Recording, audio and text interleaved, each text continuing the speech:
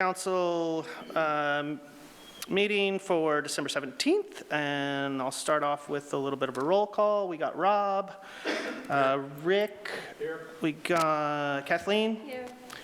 Eric, here. Seth, here. Victoria, here. And we have Indra online, correct? Okay. Yes, here. Thank you, Indra. All right, we'll start with the invocation. John Sled, will you please lead us?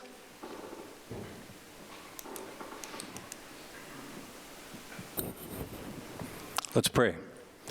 Dear Lord, we thank you for this day in Grants Pass. We thank you for your many blessings on us. We thank you for the natural beauty that surrounds us, the winter rains that have fallen. Thank you for the Rogue River that flows in our midst. Thank you for the bright colors that I enjoyed driving up here this evening. Put up there, no doubt, by city employees. The decorations, the safety of travel. We thank you for all these blessings. We thank you for the good people of Grants Pass, the people that founded, established this place, built the first buildings, laid the first streets. We thank you for the hard work that goes on to maintain this city. And I ask your blessing on this council meeting. I thank you for the color that I see before me, the ugly sweater and the glitter. Thank you for that. The joy that we enjoyed here in our recent Christmas parade. What a blessing that was to see so many hundreds and thousands of people gathered on the streets safely and just having a great time. So we thank you that we live in such a wonderful town.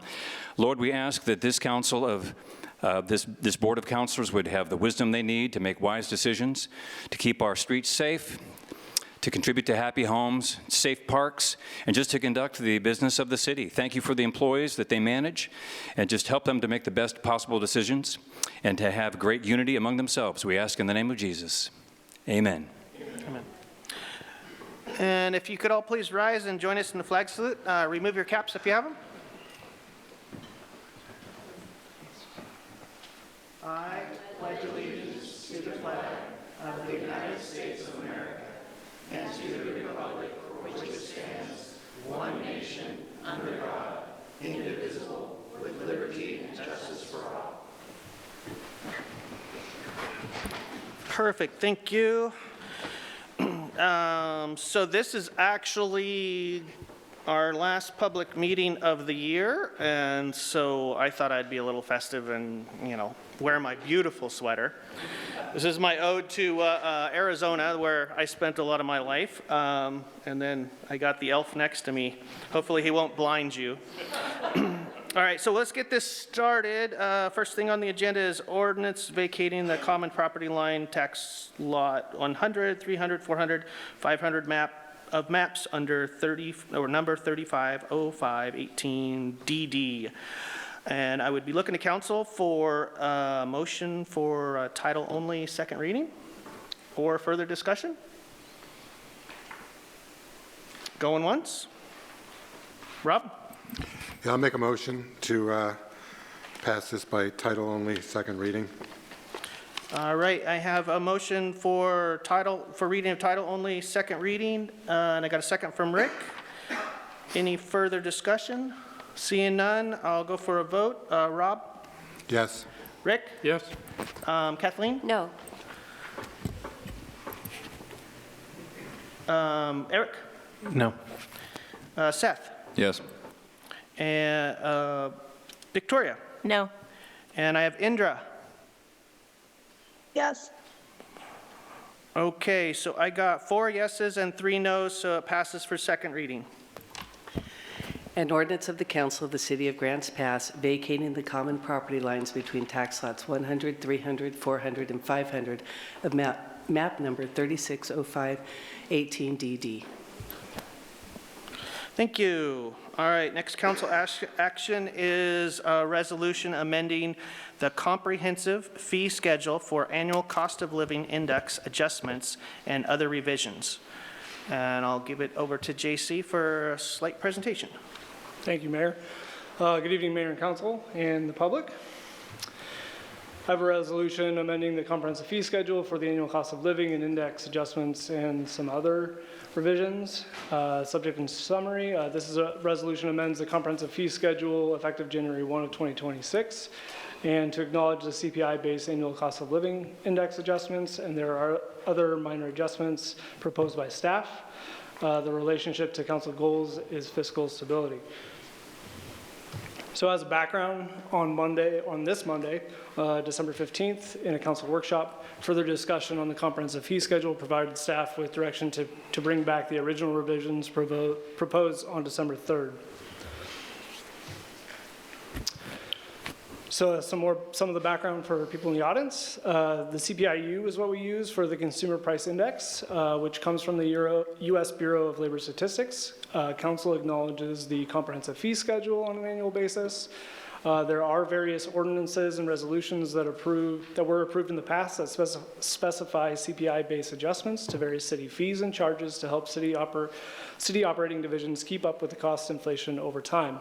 These annual changes happen each January 1st based on the average monthly CPIU for the period of November to October in the previous year. And it is a funky year that we use, but there's a good reason for it.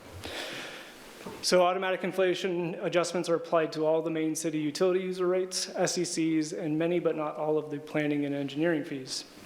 We also have included in this proposal the water rates that have an additional adjustment approved by council on November 5th of 2025. This year's adjustment is based on the published monthly CPIU changes, which was 2.71. And I'm going to bring out my laser pointer here. There is a weird data oddity this year, and I just want to point that out. Here are those percentages month to month as far as the inflationary data from the federal government. And on October, we actually have a null or no data.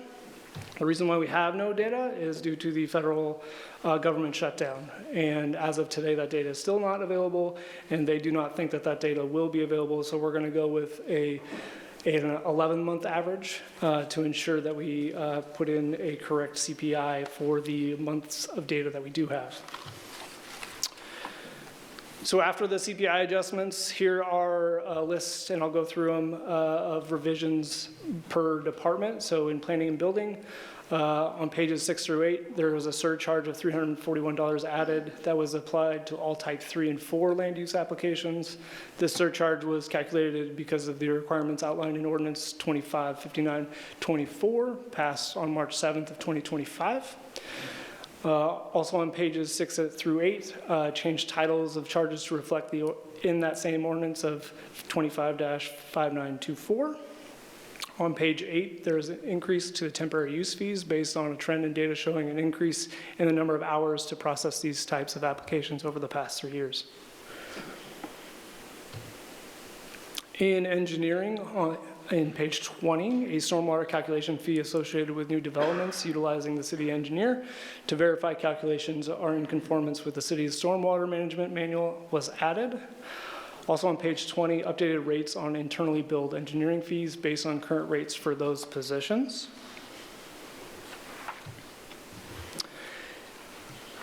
In finance, pages 29 and 30, there were added description of what a unit is referring to. On page 29, it included a minimum and maximum amount collected for deposit on commercial and public water services. On page 30, added a brewery volume charge and wastewater bulk processing. In Parks and Recreation, on page 32, we removed all the fees related to the River Vista House.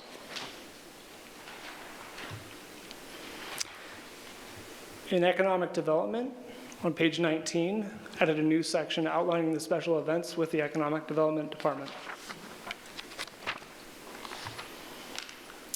In Public Works, page 37, we separated the public utility services from GIS products.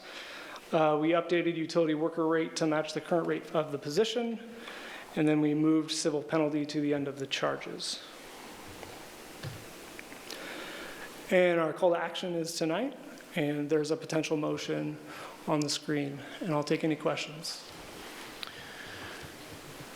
Does council have any questions for JC? Rick? So I'm looking on page 30, trying to find the fee for the wastewater bulk processing. And I see for excavation, valley gutter, storm drain.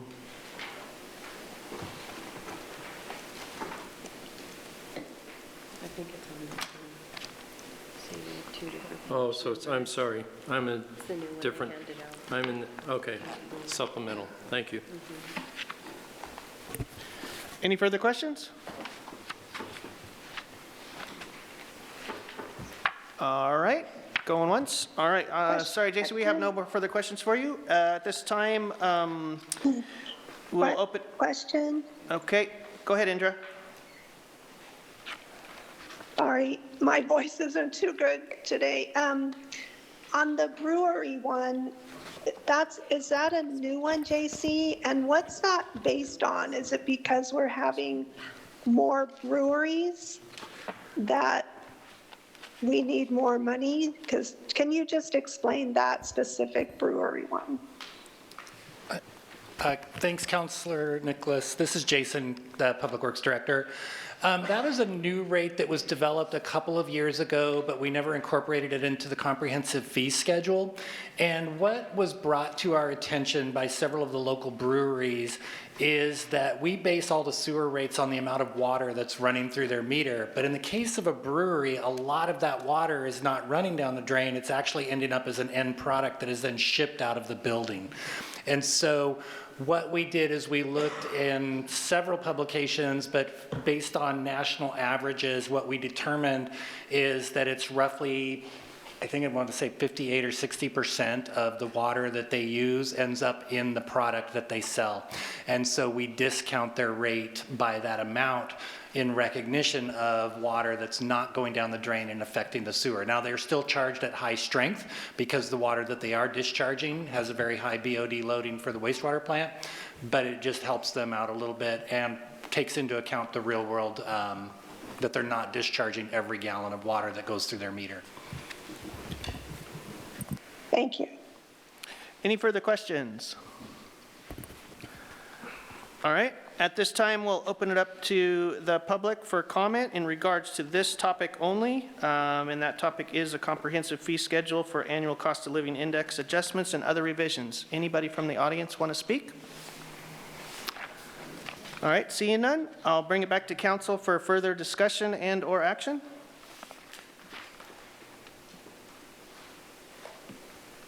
Rob? I move to approve the resolution amending the comprehensive fee schedule. Thank you. And there's a second from Seth. Any further discussion? All right, we'll go through a vote. Rob? Yes. Hello. Did you have further discussion, Indra? I did just have a quick comment. Okay. Sorry.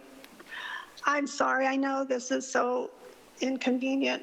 It's tough for me to be away like this too, but first I want to thank my colleagues for deferring this to a workshop where we could talk about it a little bit more, but it seems like it's just business as usual with collecting fees. And so I just want to state that, of course, I'm not in favor of this motion.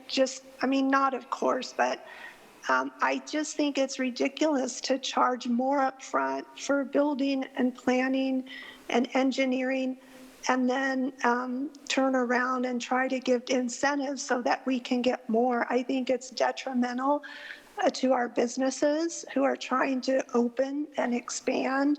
I think it deters a lot of people from building or expanding when they normally would have.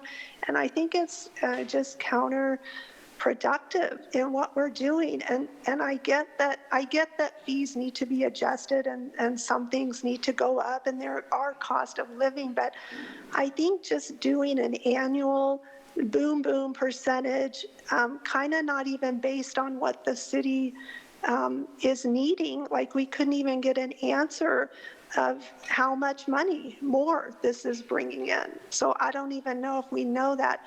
I think it's counterproductive to just automatically take from the taxpayer dollars to the city without specific places where it's going. That's all. Thank you. Thank you, Indra. Any further discussion? Now we have discussion. Rick, and then Eric.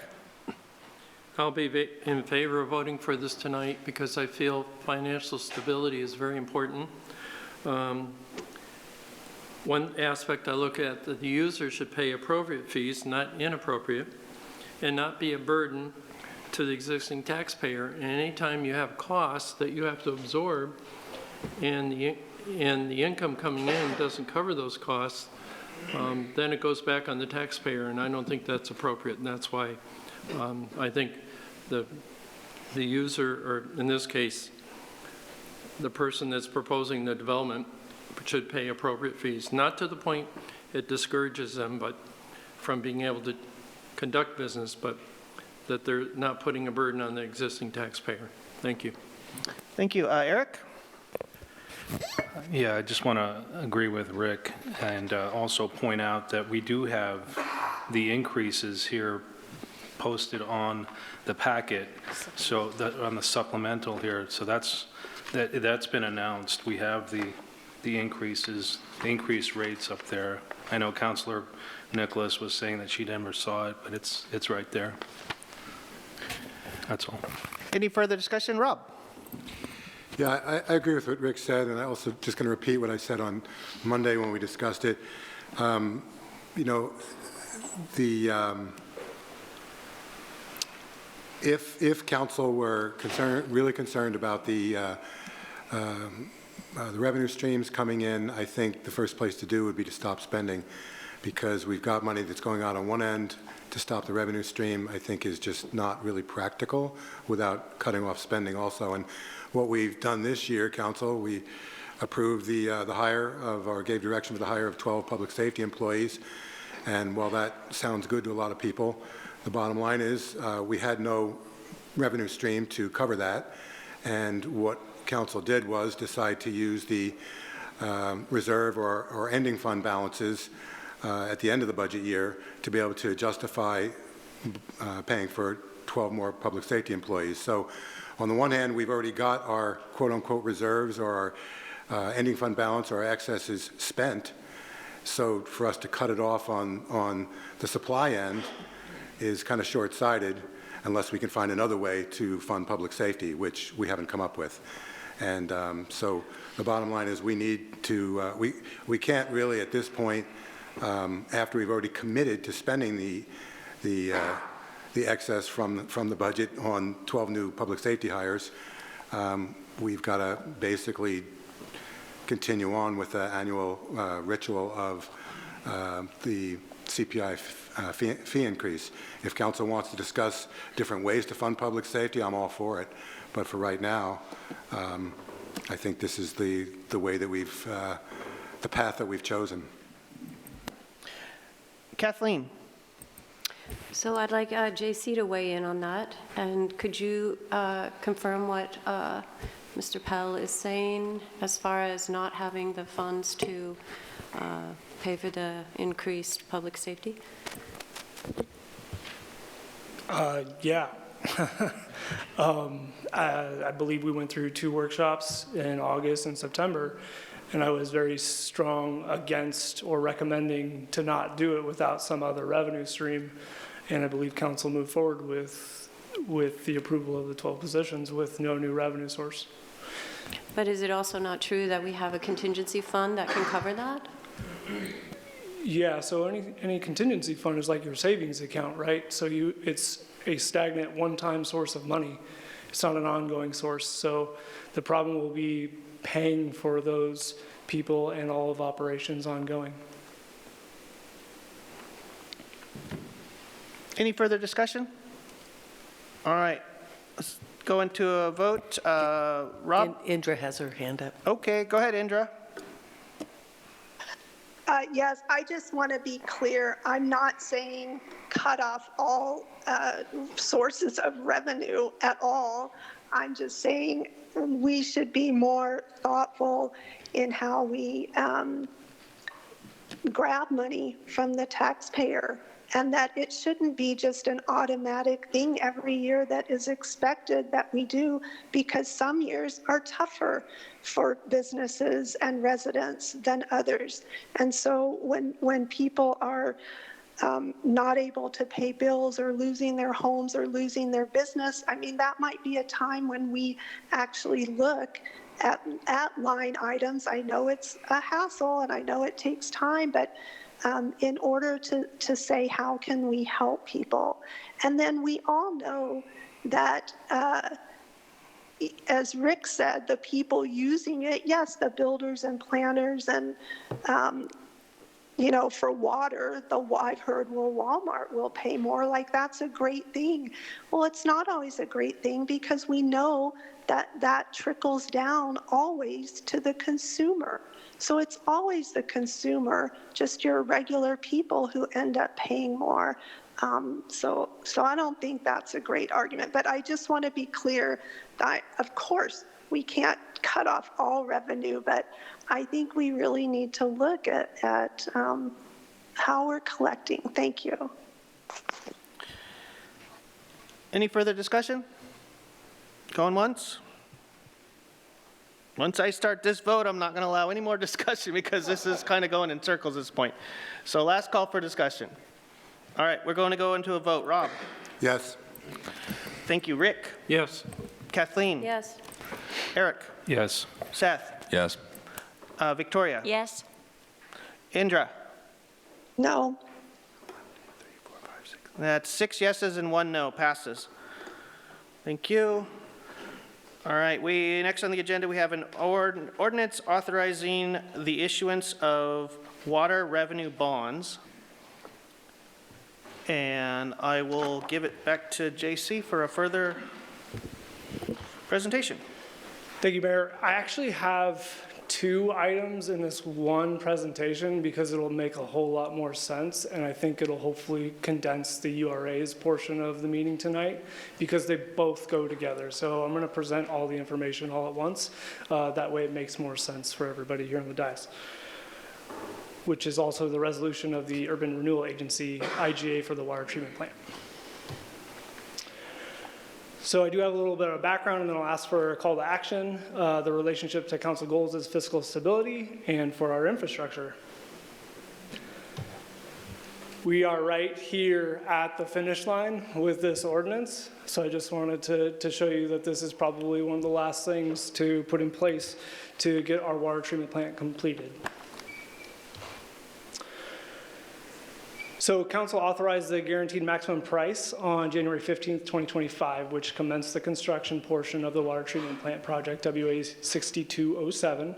The additional water utility rate increase authorized by council on November 5th and then also passed with the comprehensive fee schedule tonight included a larger contribution, which also included a larger contribution of the URA on November 5th, supports the completion of the project and the need to initiate and authorize a bond offering to fund the remainder of the project.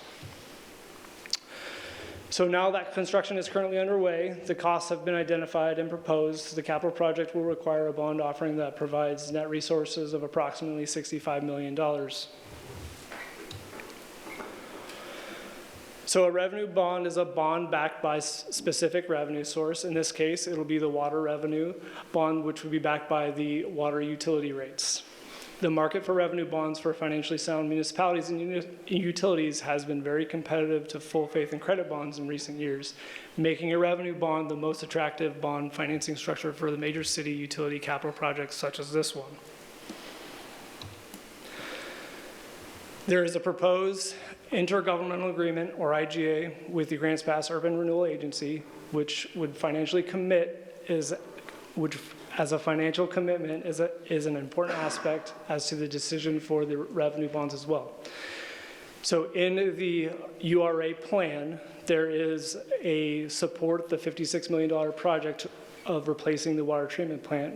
This too will benefit the entire city of the city of Grants Pass, and the area that is calculated of the URA is 18%, which leads us to a little bit over $10 million. So the proposed IGA with the city of Grants Pass is a financial commitment to the support of the project at the plan's intended level of 18% of $56 million, or a little over $10 million in debt plus interest. This IGA would be a favorable contract to be in place for the city as a formal commitment to the plan by the URA and the water treatment plant project. So this was recommended to us by our our experts that we have under contract, which is our municipal advisor, which is Piper Sandler & Co., and our bond counsel, which is Hawkins, Delafield, and Wood. So our URA contribution technically cannot be included in the calculation to meet the legal coverage for the city's intended revenue bonds. However, the IGA later tonight will prove the additional source of funds and show a grossed up total debt coverage, which gives investors and the rating agency the desired cushion they're looking for over the legal minimum. Rule of thumb when authorizing a revenue bond is to authorize a par amount of bonds that is more than the net of the proceeds. So this allows for a portion of the bond proceeds to be set aside for a debt service reserve if needed, as well as cover the cost of issuance. The costs of issuance are the legal and financial consultation services to ensure we meet the Oregon revised statutes and meet the proceed needs of the project. Plainly, meeting legal requirements and ensuring that the city receives the funding with the best possible price issuance on the open market. So during April, the city's contract municipal advisor will review market conditions and advise on the best course of action for completing this bond offering at the lowest possible cost. Cost considerations include both the long-term interest costs and the upfront bond offering costs. So while there are many other structure considerations, this ordinance authorizes the city manager or its designee to negotiate the final terms and structure of the bonds.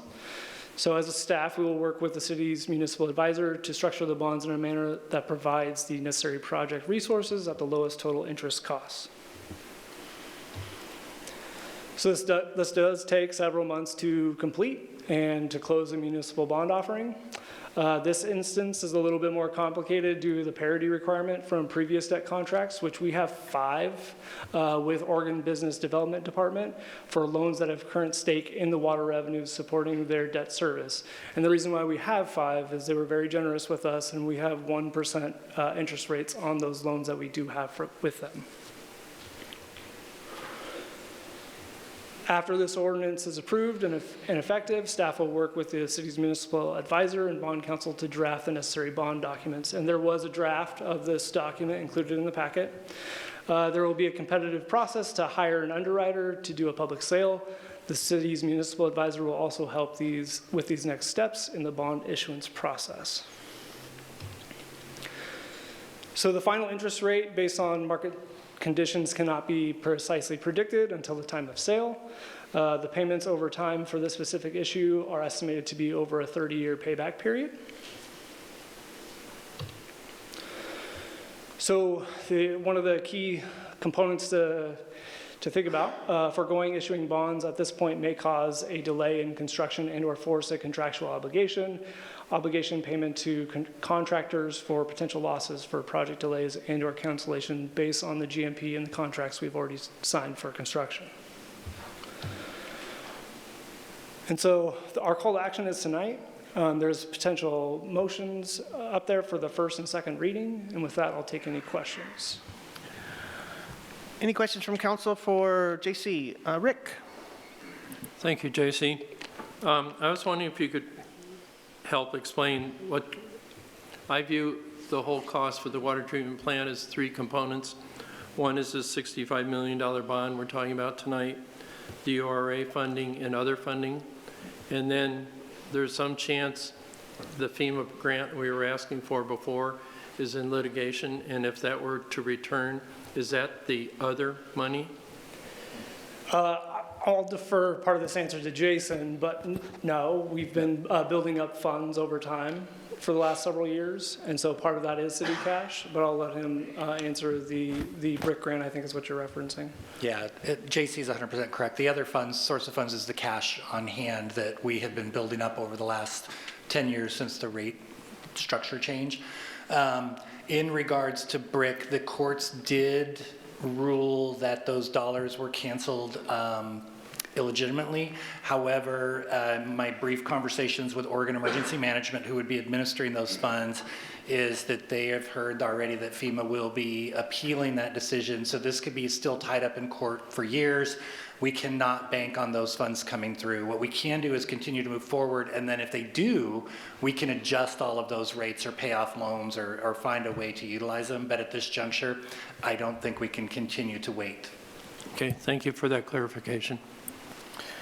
Any further questions? Indra, do you have any questions? No, thanks. Thank you. All right. At this point, we'll open it up for public comment on this topic only. And the topic at hand is issuance of water revenue bonds. Anybody in the audience want to speak on this topic? All right, seeing none, I'll bring it back to council for further discussion and or action. Victoria. I move to have the ordinance authorizing the water revenue bonds be read by title only, first reading. All right, we have a motion for first reading and a second from Kathleen. Any further discussion? Any further discussion? All right, we'll go into a vote. Rob? Yes. Rick? Yes. Kathleen? Yes. Eric? Yes. Seth? Yes. Victoria? Yes, Indra? Yes, Thank you. All right, passes for first reading. An ordinance of the council of the city of Grants Pass authorizing the issuance of water revenue bonds. Thank you. All right, bring it back to council for further discussion or action, and I'll go with Rick. I'd like to make a motion to move to have the ordinance authorizing the water revenue bonds be read by title only, second reading. And a second from Eric. Thank you. All right, any further discussion? Go into a vote. Victoria? yes, Seth? Yes. Eric? Yes. Kathleen? Yes. Rick? Yes. Rob? Yes. Indra? yes, Thank you. All right, passes for second reading.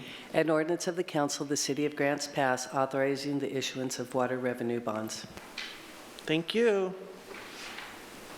Okay, next on the agenda is a resolution awarding Seed Collective Catalyst LLC a grant for the Grants Pass Nexus Incubator. And it looks like Dana's going to give us a small presentation.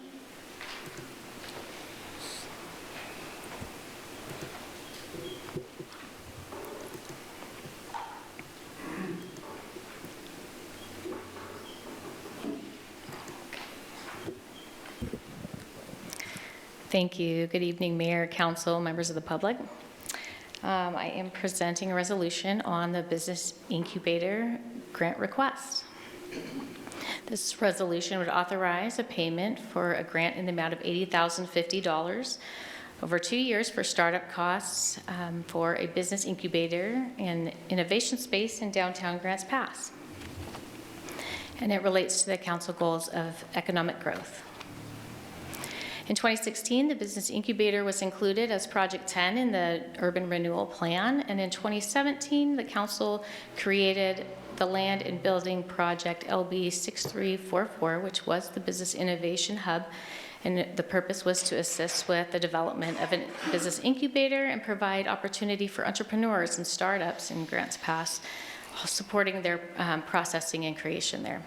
In September, on the 3rd of this year, the Grants Pass Nexus Incubator requested a grant from council, and at that meeting it was moved to a future workshop for an in-depth presentation and discussion. Then on December 1st, at the workshop, Dr. Kim Fries, she presented additional information and answered those questions for the council, and the council voted in favor of granting the $80,050 to the incubator. Just a little bit of background, the Grants Pass Nexus Incubator will be a launch pad for businesses and innovators, youth and entrepreneurs. It'll serve entrepreneurs and startup businesses in multiple sectors, but it would include food and beverage, textiles, tech, and several others. It will also offer mentorship, education, and connection with shared tools, training, collaborative meetups, workspace, and startup support for business. Here's a list of the partners that are supporting this project at the Rogue Community College and the Chamber of Commerce locally, also the Small Business Development Center. We have regional partners like the Southern Oregon Regional Economic Development Incorporated, and then also statewide partners like Oregon Entrepreneur Network and national partners like Kauffman Foundation, the Startup Champions Network. So a lot of partners looking at this project and in support of it. This project will also progress specific goals in the council strategic plan under the economic growth goal. Specifically, 1.1A, the initiative talks about strengthening partnerships and programs that support startup and growing businesses. Also, the initiative 1.4A and B speaks similarly to that, the strategic partnerships that will promote collaboration and innovation and investment in business, and also strengthen Grants Pass's position as a regional center for economic opportunity. This location would become a site for the Southern Oregon Innovation Hub, which is a regional entity, and that would make Grants Pass the center for that regional entity. So it does support those goals. It also helps to meet the objectives of the Urban Renewal Plan under Goal 3 of Redevelopment and the Objective 3, which specifically talks about providing opportunities such as a business incubator to help start new businesses in the urban renewal area. As well, we have the Capital Improvement Project 10, which I mentioned earlier, that specifically talks about a business incubator, again, being a resource for small businesses and helping be a catalyst to start new business. It also talks about partnership with local schools, the community college, and the Small Business Development Center. This is the site of the incubator. It would be in the Caveman Plaza, right on G Street. And here's an interior conceptual layout to give you an idea of what it's going to look like. Some proposed performance metrics: 3 to 5 businesses in the program, 2 to 5 actual launches, and 5 to 10 jobs created in the first year. This is a breakdown of the estimated 2-year startup budget. So you can see the facility costs, which would be paid by the applicant, as well as insurance costs. Utilities are included, and then of course the labor costs are paid by the Southern Oregon Innovation Hub. But you can see highlighted in the middle, those are the costs for the request tonight for the grant. So it shows a breakdown of $65,550 in the first year and $14,500 in the second year to total that $80,050. And that would be for purchase of startup equipment and tools. This is the 2-year funding request breakdown. So it shows the different areas in which there would be equipment purchased.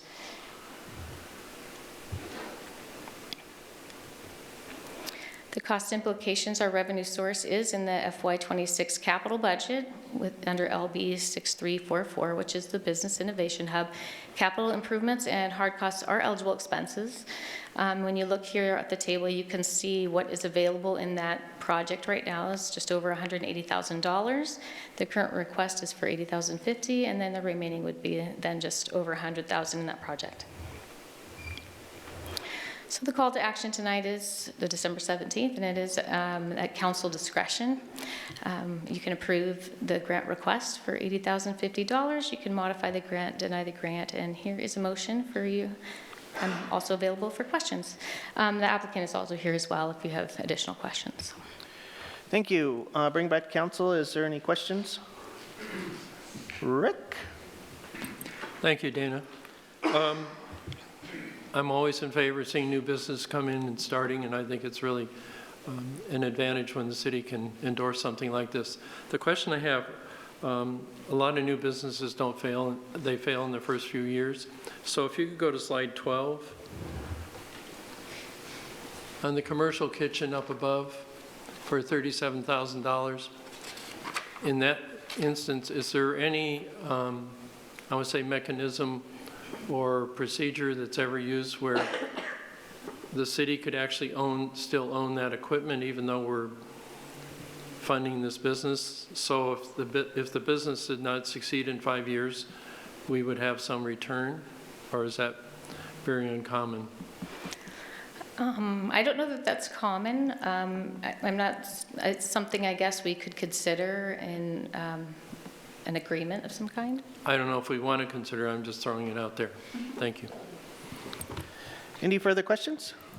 Indra has a question. Indra? Yes, I have a couple of questions. So I'd just like to know, one of our citizens sent us an email that had some information, Kim Freeze, PSYD, on a LinkedIn. It was a post regarding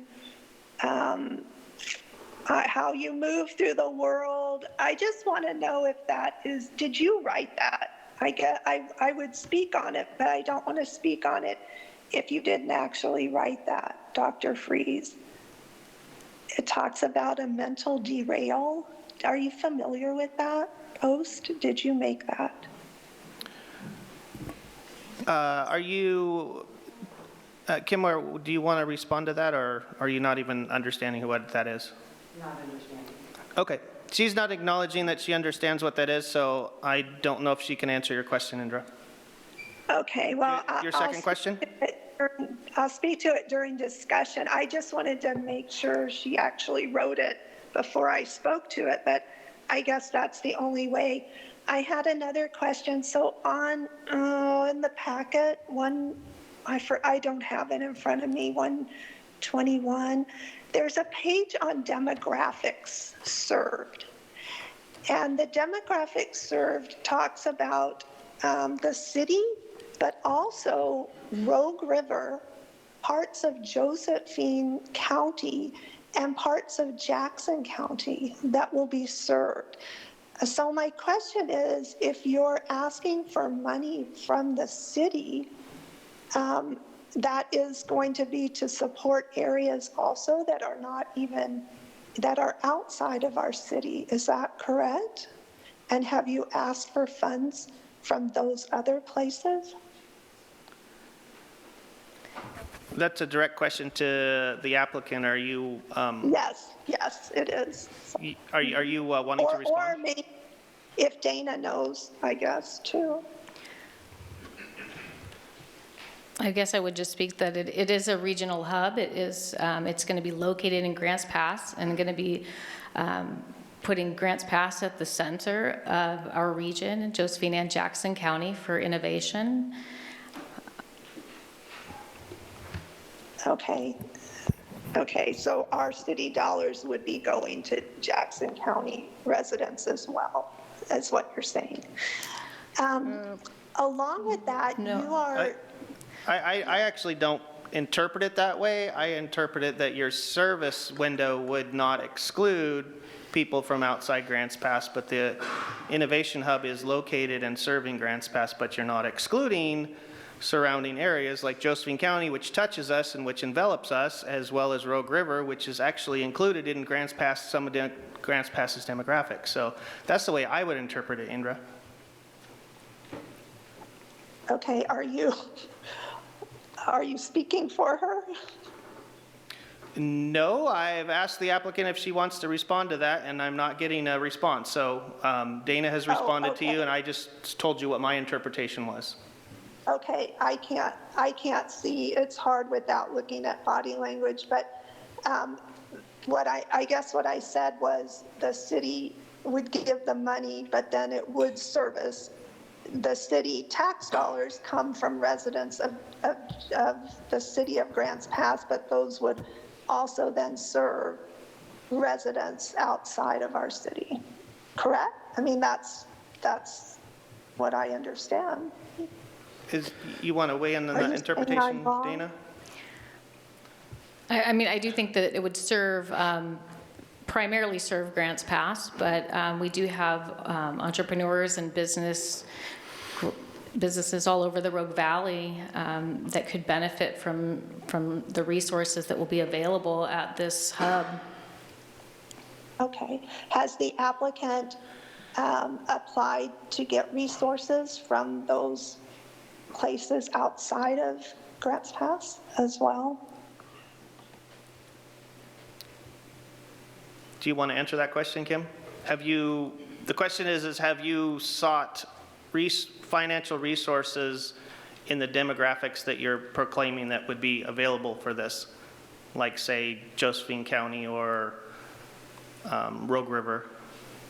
If I'm understanding correctly. Can you come up to the mic, please? Sorry. Thank you.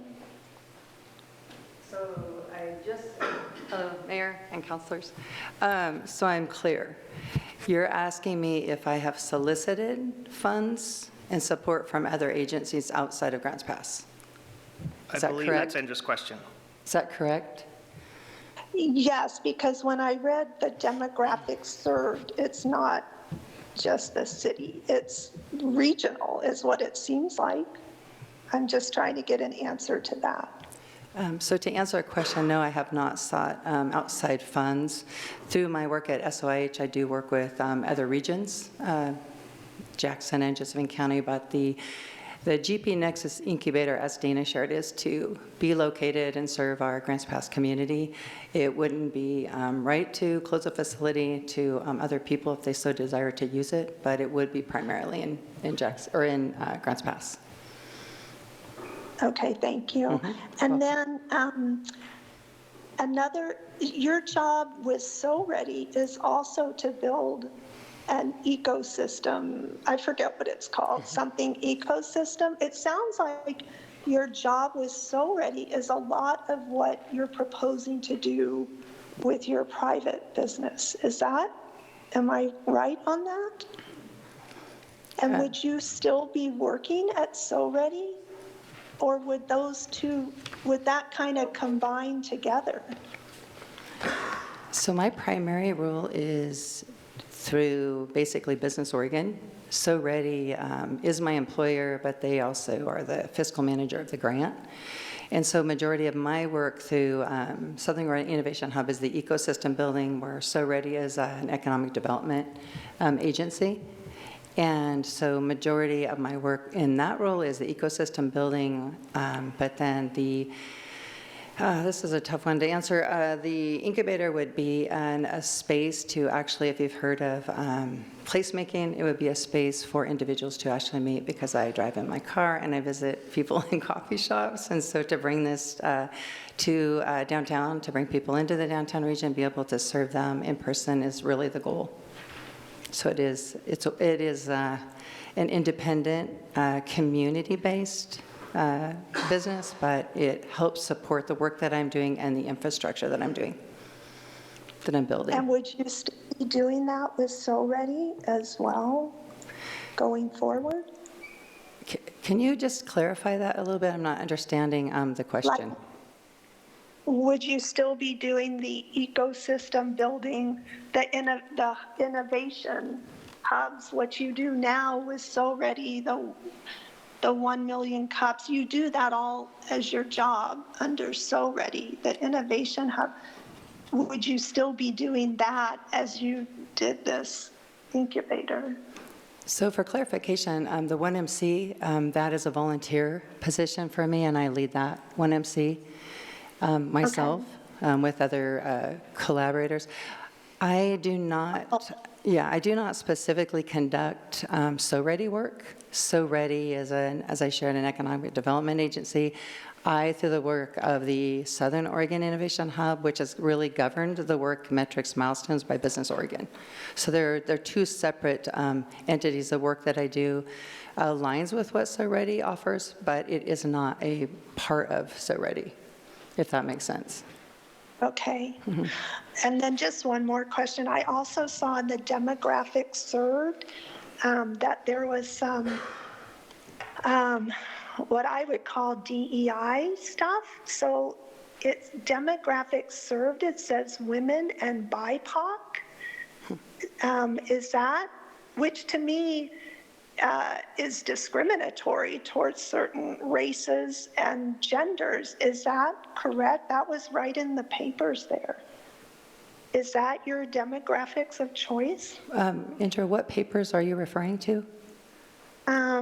It's in our packet, 121. I'm sorry, I can't really remember.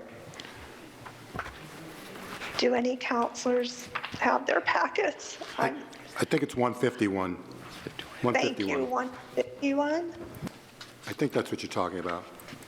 Yeah, it says demographics served. It's where it talks about the whole region. I mean, people outside of Grants Pass and also who you would be serving, like giving preference to. That's a little. Oh, yeah, thank you for reframing that. There's no preference Sure. given to anyone.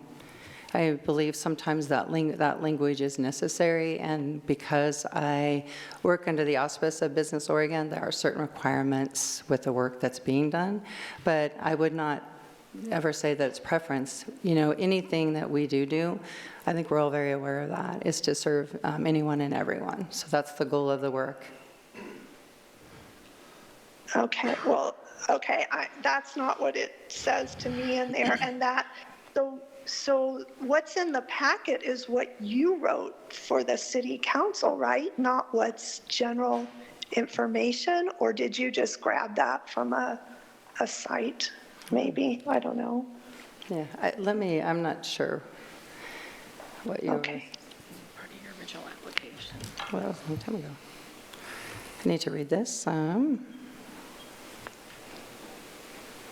So key demographics served down here, youth, women, BIPOC entrepreneurs, low-income rural community members, creatives, makers, and early-stage entrepreneurs, artists, textile, fashion entrepreneurs, culinary micro-business entrepreneurs. This is just very common language that is used to ensure that key demographics are served in our region. Nothing more than that. Okay, key demographics, would you, in our region, are not, I don't know, are not, anyway, I'll stop. Thank you. You're welcome. Any further questions? Rob? Yeah, on the pretty long list of partners, are any of those partners providing any financial assistance in any way? No. Okay. Because it's hard for me to see what some of these partners would bring to the table, because some of them come to the city for money just to exist, and I haven't seen too much out of them besides that, so I'm just not sure what they can offer you, because they barely aren't even existing themselves. So what did it take to become a quote-unquote list? What did it take to become listed on this list of partners? I would say that they're more community support partners. So in this work, collaboration is key. And so any ways that we can help the entrepreneurs succeed is why they're on there. So these are other steps in that startup process or the support that entrepreneurs need. Maybe it's, something that the college offers or SBDC. The ecosystem work is it's truly, if you envision an ecosystem, it is a system of a lot of moving parts. Each person maybe contributes something else. Maybe it's just partnership with students, or maybe it's a shared workshop or something, but it's an ecosystem is an evolving thing. It's not just really one thing, and not one person could run that whole ecosystem. So they're supportive partners in the ecosystem that provide other resources, education opportunities for the entrepreneurs. Okay, thank you. So you said that, and you said this last time too, and I didn't understand what it meant. Soretti was called the fiscal manager of the grant. What does that mean? So I'll shorten it. When we first started applying for the innovation hubs, then when they were announced with Business Oregon, typically it was economic agencies, development agencies that were the fiscal managers. And I don't have an answer for you on that. But we had a group of us for about 3 years that worked on the hub. And then we applied, there had to be some type of fiscal manager, and so they're 501, I can't remember, C4. See, there was a certain requirement that they be housed somewhere, and then that they manage the budget and they do those types of things rather than, because the SOH isn't its own entity, none of the hubs are.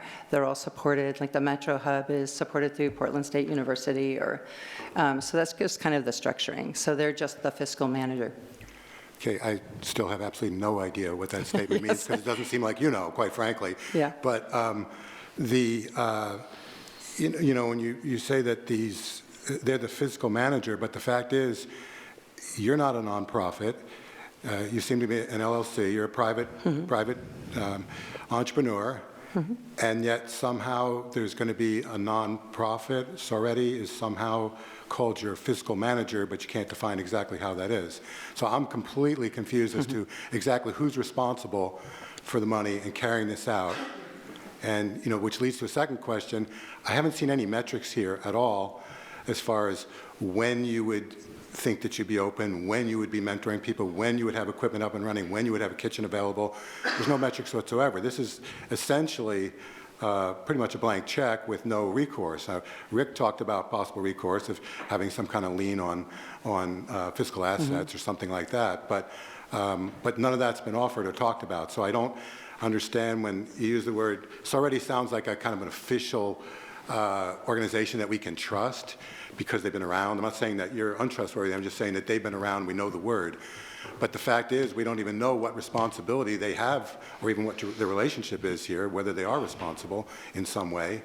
And we don't have any metrics for, moving forward, holding you responsible for what you're saying that you're going to do.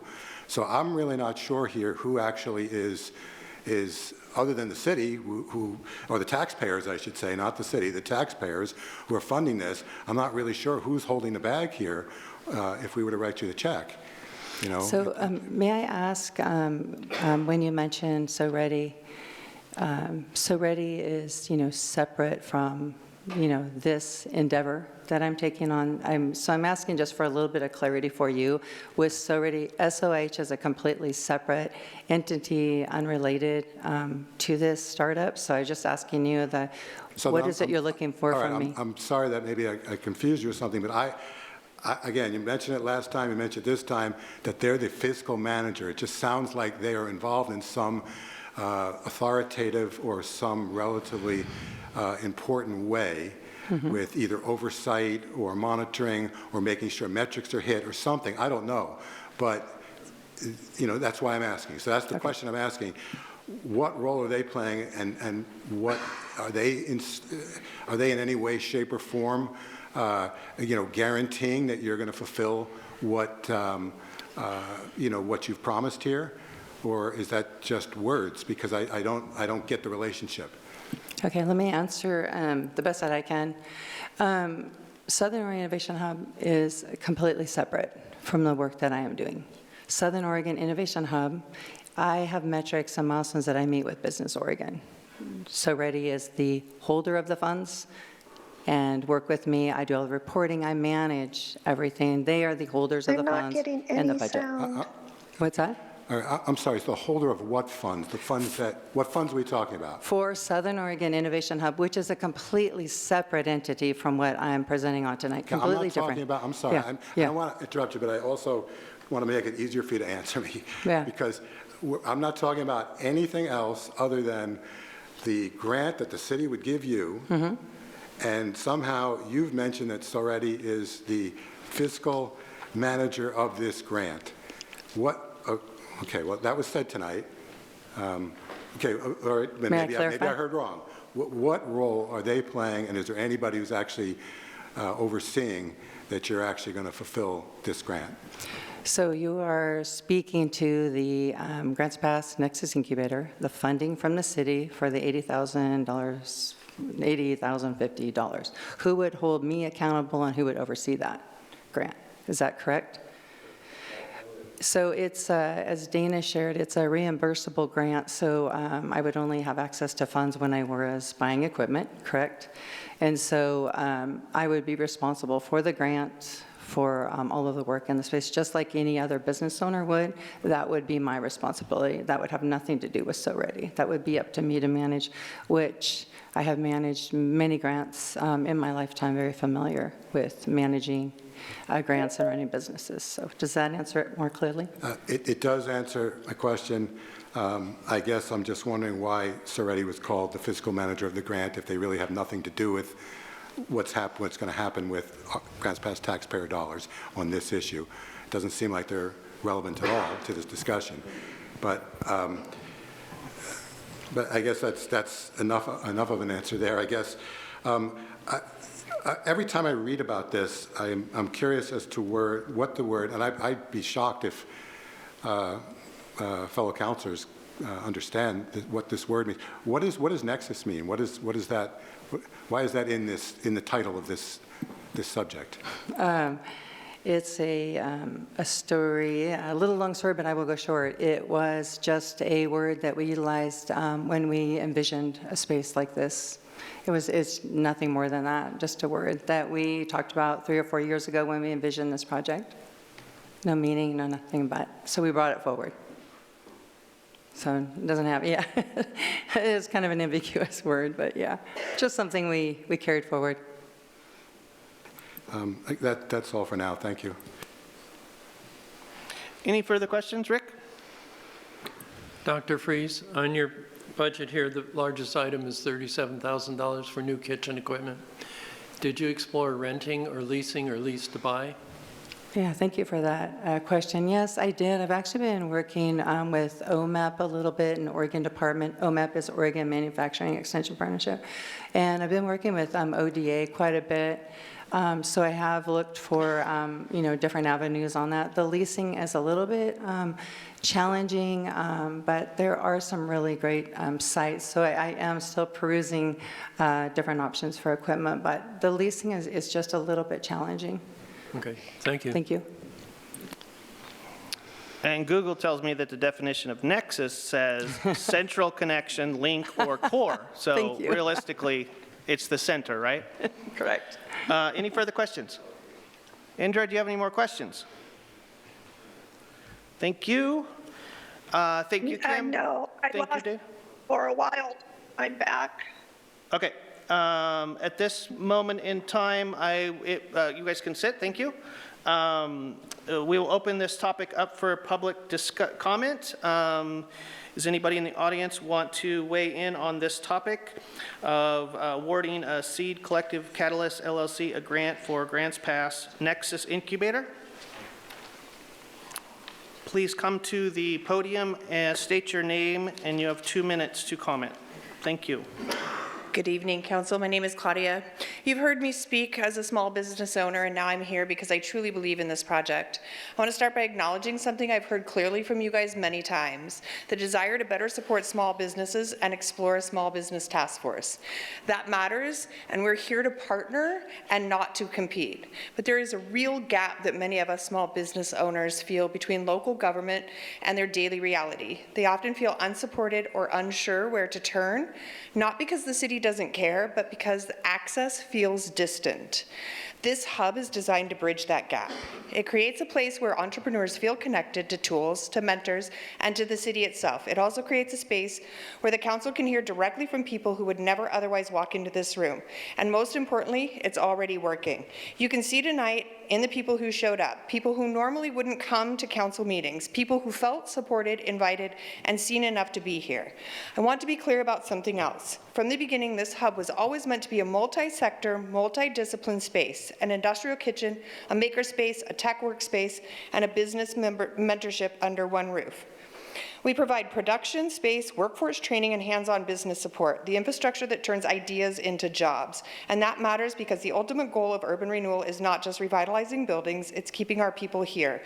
It's giving our children a reason to stay. It's creating pathways to real work, servers, bartenders, cooks, makers, manufacturers. It's teaching people how to cook for their families, start businesses, and build stability. This grant is not a handout, it's a pathway. Through entrepreneurship, job training, and real tools, we help people move from survival. We hear it over and over again. People think about leaving. This is how retention works. This is how community grows. And with that, if you're still unsure, I ask each one of you to sit with one of us. Sit with Kim, sit with me, sit with the entrepreneurs, the parents and makers who truly believe this space will change lives. Because when you hear their stories, not in theory, but in person, the value of this hub becomes very clear. Thank you. Any further comment in regards to this topic? Please state your name and you have 2 minutes.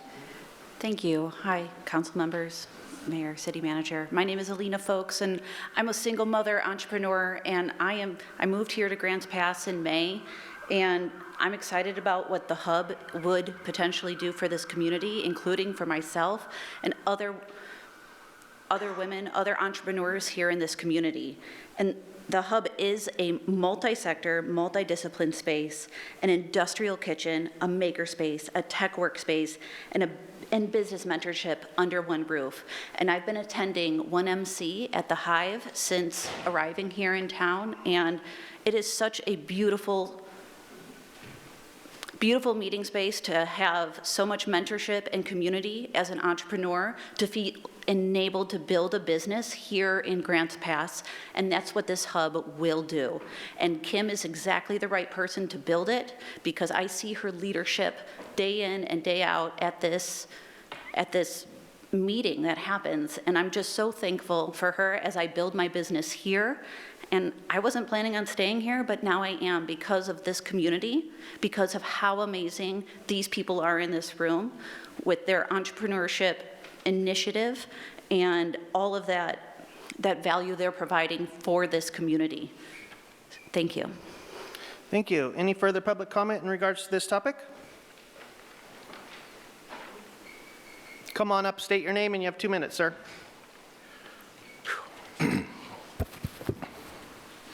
Hello, my name is Paris Vaughn Miles, and I am proud to finally be able to introduce myself as a cherished public speaker, budding serial entrepreneur, establishing relationships with real estate investors across the state, and future philanthropist of rural America. I'm here today because, in spite of my shame, which I wore on my sleeve, in the depths of being lost in confusion, someone said 3 words that gave me a glimmer of hope. Those 3 words were, I see you. I see you, Paris, working so hard to make something happen for yourself. I see you, Paris, showing up for others. How can I show up for you? I see you, Paris. You're just so bright, full of potential in your heart. You're just such a good person, and I want this for you. I just want to see you succeed. I will never forget those words. After all that I've been through and after all the work I had to put in to make a change, someone can finally see me. This did more than strengthen my resolve. It gave me proof. And this was way before what she is doing now. Back when she was my dean at RCC, she called me. It's because of her that I entered competitions and won. It's because of her that I was given an audience before an incredibly supportive group of business professionals prone to support the people of our area. It is because of her that I am currently in communication with a member of the Grants Pass Rotary discussing an official mentorship with someone who has been recognized and awarded for their contributions. And when I drop off the face of the map for too long and need help coming out of a rut, somehow she knows, and she calls me then too. Now, I don't know exactly what it is she's working on here, as I have my own path she has helped to set me on. And thanks to the amazing, loving, kind, supportive, life-altering ways of the incredible Dr. Kim Freeze, one thing I do know without a shadow of a doubt, whatever the jazz music this lady puts her hands on is good for the people. Thank you very much, sir. Any further public comment on this topic? All right, seeing none, I'll bring it back to council. Oh, sorry, go ahead. Sorry, go ahead. Again, restate your name, and then you got 2 minutes. My name is LJ Norman. I'm founder of Norman Design Company. Just got here in June, and I am grateful for this community. The Grant Pass Nexus Incubator Hub is more than a workspace building. It is a multi-sector, multi-discipline space designed around how real communities actually work. In one place, it brings together an industrial kitchen, a makerspace, a tech and remote workspace, and business mentorship that helps ideas move from concept to sustainability. That combination matters for Grants Pass. We have talented people here. We have farmers, makers, creatives, and small business owners. What we often lack is shared infrastructure that lowers the barrier to getting started and makes collaboration natural instead of hard. The Nexus Incubator creates that bridge. A food entrepreneur can test and scale a product. A maker can prototype locally. A business owner can get guidance before making costly mistakes. That kind of cross-sector connection strengthens the entire local economy.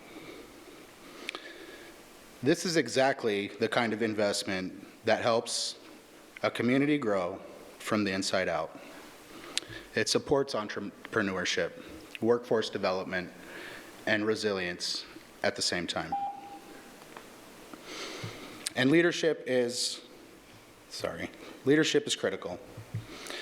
Dr. Kim Freeze is the right person to help lead this. She understands this community, she understands systems, and she understands that economic development works best when it is people-centered. The Nexus Incubator reflects that approach. It is practical, inclusive, and built for long-term impact. This is good for Grants Pass. It is the right idea Thank you, sir. at the right time with the right leadership. Thank you. Thank you very much. Any further comments from public? Come on up, state your name, and you have 2 minutes. My name is Willie Love, and I'm grateful to have an opportunity to share here today. So thank you for your time and attention. Just a couple years ago, I decided to chase my dream of philanthropy through art. I knew I would need resources if I wanted to become someone who could make a tangible difference in my community. I had no idea how I was going to do that, but I thought a good first step would be to start a business. Within the first 6 months of teaching myself how to cut gemstones and make jewelry in the back of my van, I had already gained the attention of millions of people around the world, and thousands of people wanted me to make them something with my own hands. My dreams were coming true so fast that they were about to collapse under their own weight.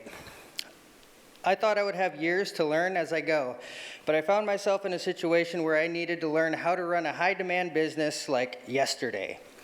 I ran into Terry Hopkins a few times while mingling in Grants Pass, and he became a mentor. He told me about the greeters meetings in town, which I attended, and he introduced me to Kim Freeze and 1 Million Cups. That morning, I was feeling like I was about to give under the weight of this boulder I was carrying.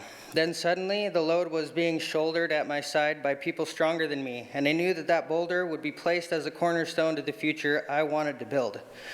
Within just a few months of mentoring from Kim, we had put together an elaborate business plan, gained crowdsourced funding for much needed equipment for my business, and most importantly, I gained confidence in not only my own future, but in the future of my community, who I intend to have an impact on. I had planned to move north to Oregon coast before I met my community here. Now I have no choice but to be so successful I can visit the coast when I want to, because I never want to not call Grants Pass home. I want to say thank you to Kim for being a real-life example of my vision for my future self, because I wanted to be like her when I grew up before I even met her. She believed in me more than I knew how to believe in myself. I hope you'll all join me in doing the same for her, because just like her, my success needs to result in the betterment of those around me. Thank you, sir. I see more. Come on up, state your name, you have 2 minutes. My name is Christina Love. My husband Willie and I own stone, metal, and artisan jewelry business we fell into much quicker than expected. This time last year, we almost moved to Seaside. We reluctantly made the decision to stay here just a little longer as the business started to take off. When we went viral on social media in 2024, our 5-year plan quickly transpired in months. By 2025, I found myself stepping back from my RN career to learn how to run a business. I've given up the stability of a regular paycheck and benefits to pursue our dreams Willie and I have had since we were 16, waiting to be old enough to get married and chase our passions, not knowing how hard it would be in today's world. As an RN with a type A personality, the nebulous of business terrified me. It still does in many ways. But I quote Kim Freeze when I say, when you're scared and worried and you don't know where to go, and someone listens to you and supports you and gives you some direction, it helps. I met Kim in June of this year, and since then my mindset has morphed from fear to hope. Kim is completely changing my life. I have found business mentors, a CPA, bookkeeping help, funding, and a community to stand by me when I'm scared and I don't know what to do. We had no idea the support we were about to encounter when we decided to stay in Grants Pass. Now, Seaside is not the goal. The goal is to stay, live, and grow in Grants Pass. I have more business ideas now than ever before, not even related to jewelry. Instead of paralyzing fear, I'm excited and grateful. I feel like owning a small business is possible for someone like me, despite the high failure rates. I want to plug in and give back because I know how much it means to have support when you're scared. The ecosystem Kim is building here is precisely what is keeping us here, and we support her passion to help others grow. We are excited to be a part of this community and hope to have the support from our city to help small businesses like us thrive. Thank you for your time, Council. Thank you. Any further public comment? Come on up, state your name, you have 2 minutes. Hi, thank you, Austin Roseberry. I could go and talk about all the amazing things that Kim has done and all the amazing people that she's touched, but ultimately you guys are trying to find an efficient use of your money. When it comes to bringing people into this town, there are folk in this room right now that have moved to this town from out of state because of the things that she has provided and the mentorship that she's been willing to give. There is no better and more efficient use of your guys' money for the goals that you're trying to get it for, that you're trying to achieve with that, than by working with Kim. She is straight up one of the best people to help improve and grow businesses, create new ones, create jobs. And again, with this innovation hub being here in Grants Pass, there's no way that it's not going to bring more people into downtown, more people able to be, spending money at the restaurants and the other local existing businesses that are here. This is going to be something that's going to further on beyond what any of us can even imagine at this point. So I hope you guys consider the possibilities of the future that she can actually bring. Thank you very much. Thank you. Any further public comment? Go ahead and state your name and you have 2 minutes. Good evening, I'm Kat Bonney. I am a resident of the Jackson County side of Grants Pass. We are the ugly stepchildren, but we here and we bring our money and we support all things Grants Pass because we love this community. I want to say thank you very much to you guys for listening to this, because this has been a 10-year marathon, and at the end of a run, when you do that little kick and you pass the baton, as you know, within your packets, there is a letter of support from Common Connections. I am the executive director of that organization, and we've held the torch. We have held the vision, along with several other people in the community that I know that you guys were part of that discussion, especially the city manager was at the center of that, as well as some of the staff, specifically knowing that we could utilize the idea of a walkability. We could have a makerspace. We could bring all things to the center of Grants Pass. And I will direct your attention to the city statement of vision here. We are a city of innovation, and that's what we need to be working on right now, is to embrace this opportunity to take this opportunity and take that money that has been set aside and building slowly for us to be able to take this next step. And I'm so happy to be able to join hands with Dr. Kim Fries and all the work that we've done through SoReady, through Jackson and Josephine County to be able to do this. So I hope you'll take that into consideration, and maybe you'll come down to 1MC and see what we're doing as entrepreneurs as well. Thank you. Thank you. Any further public comment?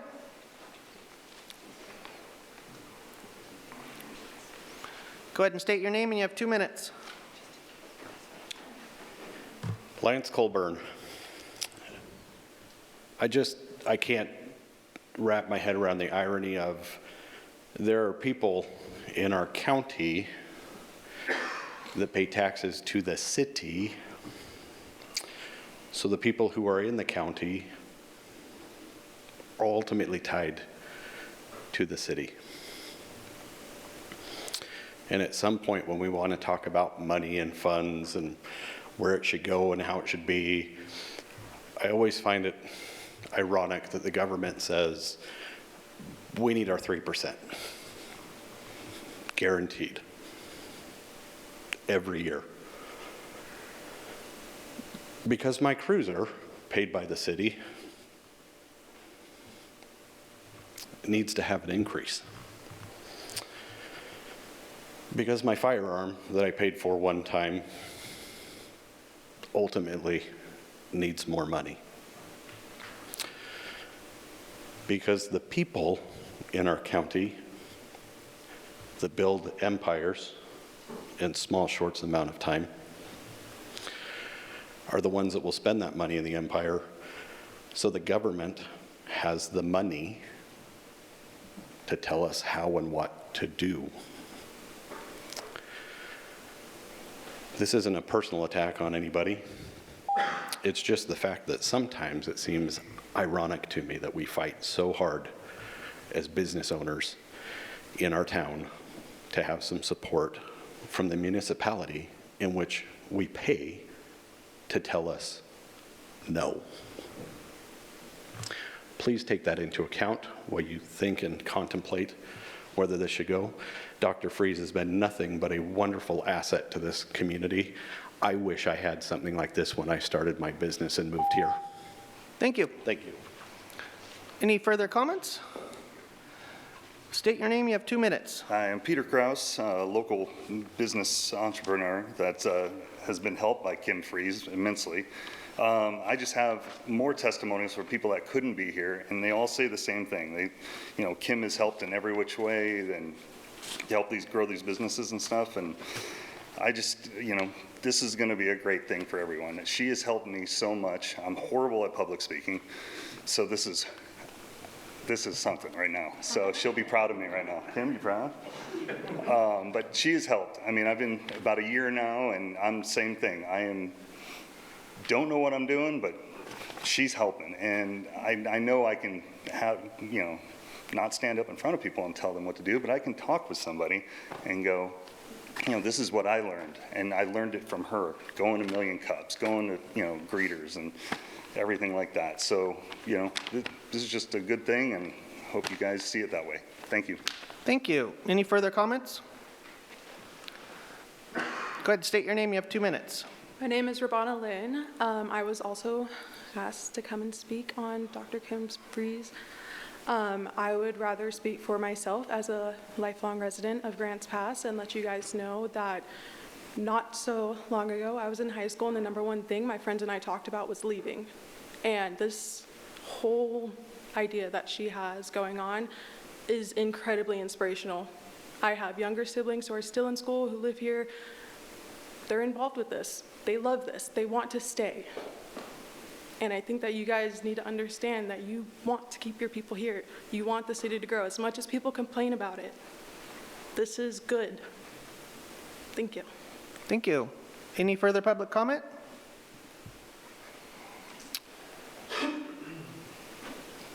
Go ahead and state your name, and you have 2 minutes. My name is Jonathan Anaya, and tonight I'm just here to share my experience with Dr. Kim Freeze. At the beginning, I was really skeptical because when she approached to me, all the people surrounding her, talking about her and everything, I honestly believe that I was kind of in this pyramidal business networks or something like that, because I was like, this is too good to be true, how someone is just giving support, like not looking any profit out of that. And I think the most really deep thing that I feel from all the work that she does around people and for me is that there's a way to solve problems when you look at throughout the community. Because when you're trying to solve a problem by yourself, sometimes can feel overwhelming, too big, but when Kim steps into the equation, suddenly you're not alone. There's a million hands that can help you out in many different ways. And tonight, that's all that I can say in my experience with Kim, and I, thank you for all your time and, put that in that consideration. Thank you. Thank you. Any further public comment? All right. Thank you very much. I'll bring it back to council for further discussion or action. Kathleen. Yeah, these are wonderful testimonies. This is really inspirational and motivating to hear how many have been helped. And I would just like to move to approve the grant request for $80,050. And it looks like I got a second from Victoria. Any further discussion? Indra has a question. Indra, you have further discussion? I do have further discussion. Go ahead, thank you. Okay, I think it all sounds great, and there's lots of great testimony, and being an entrepreneur myself with 2 businesses, I understand there are lots of places to get help. The chamber, the SBDC, So Ready helps. I mean, there are lots, and I understand this sounds a lot more to me like a social club. I mean, the praise given to Kim, I mean, I would like to hear the business end of it. So how is that 80,000? Are any of these people who are starting, you know, who she's helped so much, are they now paying business taxes?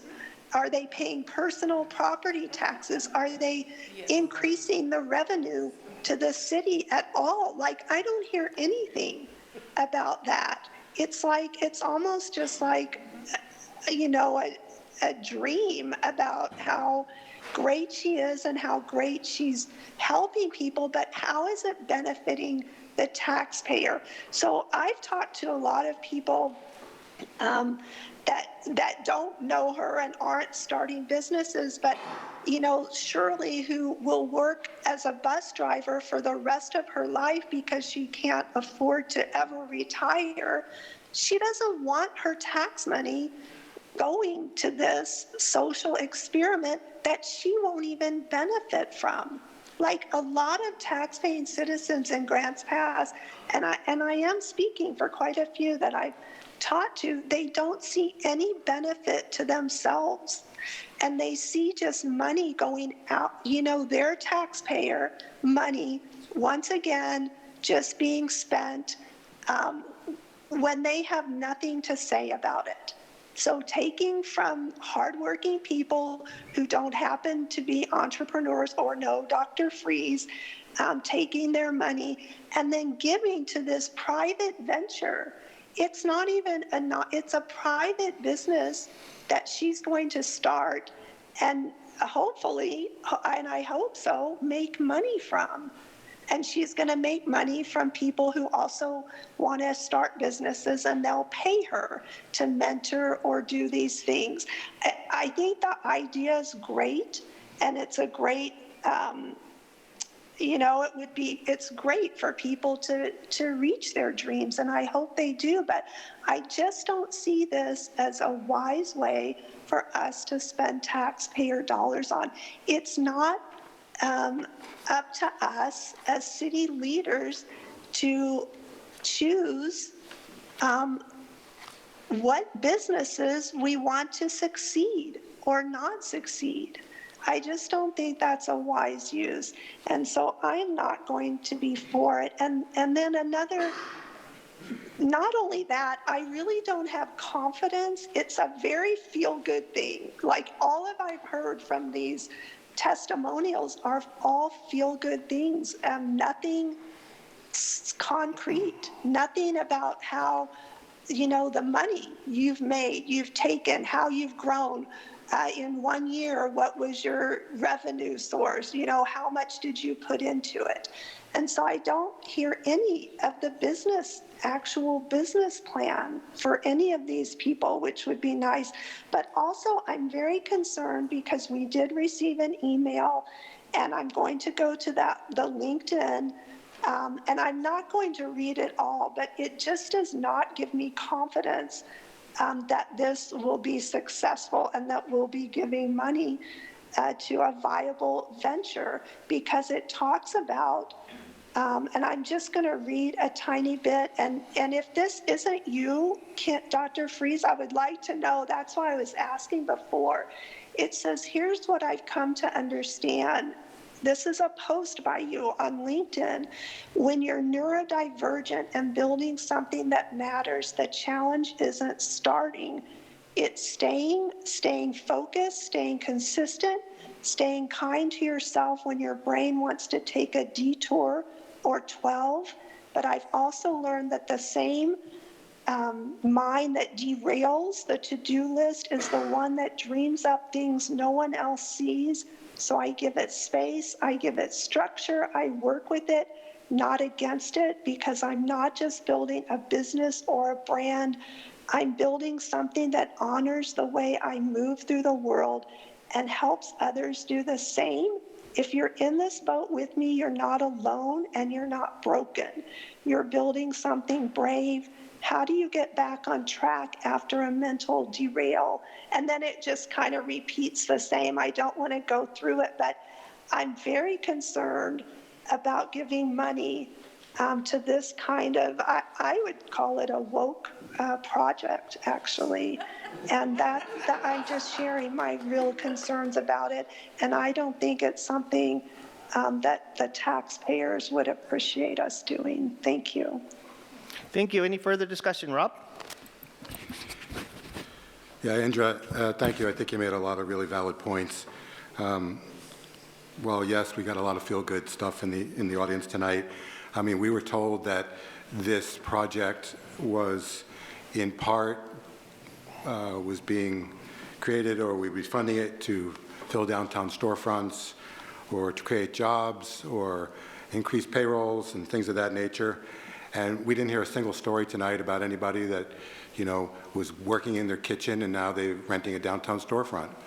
You know, we haven't heard a single story tonight about someone that, you know, is working alone and now they have a dozen employees and the employees are, you know, whatever.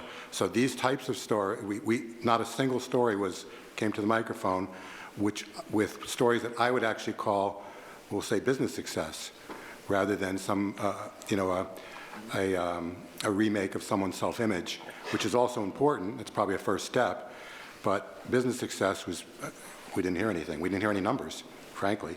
You know, the last time Kim was here, you know, she had some figures on a page about increasing our tax base, $750,000 to $1.5 million, and I asked her, where do those figures come from? Like, what basis do you have for that? And she said that she didn't have any basis for it. She didn't know where those numbers came from. So, you know, I think that a lot of what Indra just said was a lot of feel good for sure, and first step is to have people feel good about themselves, or to have people believe in themselves, and it seems like, you know, that's being done, at least with the group that's here tonight. But as far as actual any numbers, any we'll say anything that's measurable or anything that's easily measured by an accountant, we really heard nothing. So, you know, while it sounds on the one hand like a really good idea, because people do want to feel good about themselves and you do want to have people like that living here, for someone who's, I guess the last time Kim was here, she, you know, said that she started 23 businesses in 30 years. I asked her just to tell us about 5 or 10 of them. You know, do 5 of them still have employees? Do they still pay business tax somewhere? Do they, you know, et cetera, et cetera? She didn't give us any of that.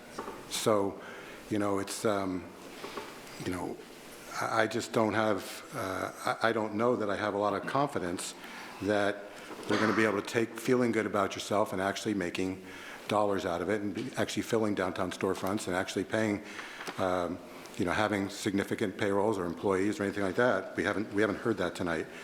The other thing that concerns me is that, you know, when you have people who have, I guess, either a magnetic personality or they're charismatic or they're just really successful, people around them look at them as a mentor. They want to be like their mentor, you know, the example that's set for them. And the example that I'm seeing tonight is that Kim seems to have an idea that she thinks is valuable and then comes to the government to get taxpayer dollars to manifest that private business that she has, not a nonprofit. She comes to get taxpayer dollars to create her dream.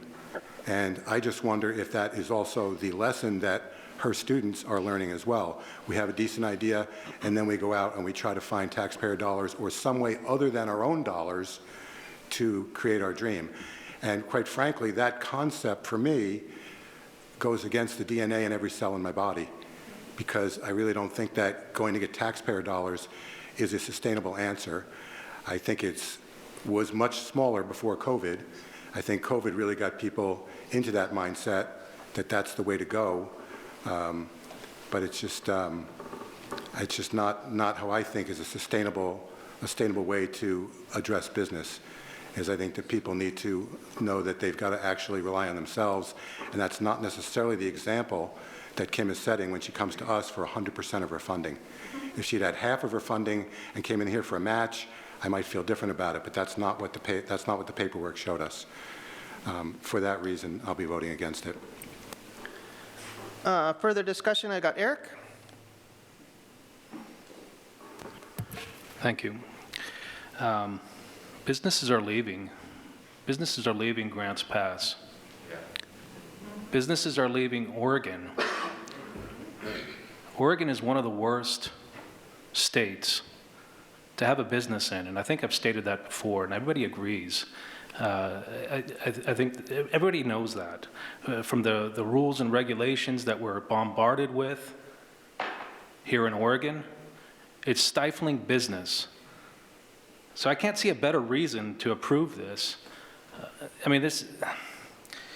We need more support for small businesses.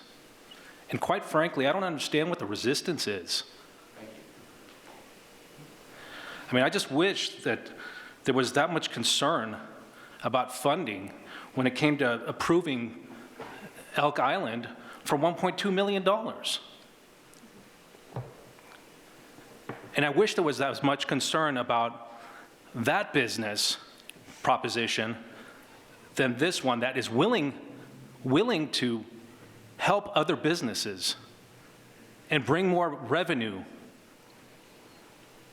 to Grants Pass that is so sorely needed. Quite frankly, I'm pretty perturbed by it. So I'll be voting in favor of this. Thank you. Further discussion, I got Victoria. So I've heard people talk about our need to make sure that we don't need to keep going into contingency to support fire and police. And the only way that we can do that is to expand our tax base. And I see here tonight, and I know there were different people here last time. So this is a large group of people that are coming here or staying here because of the opportunities, and this is one of them, and the trust is there for Dr. Freeze. And that is going to, I just believe it, and because I've heard it from you guys, that it is going to expand our tax base. And I have heard people here talking about, it was either tonight or the last time, about how they are expanding their businesses. And they are deciding to stay here and go other places for vacation rather than other places to start a business. So we have money set aside for this exact purpose.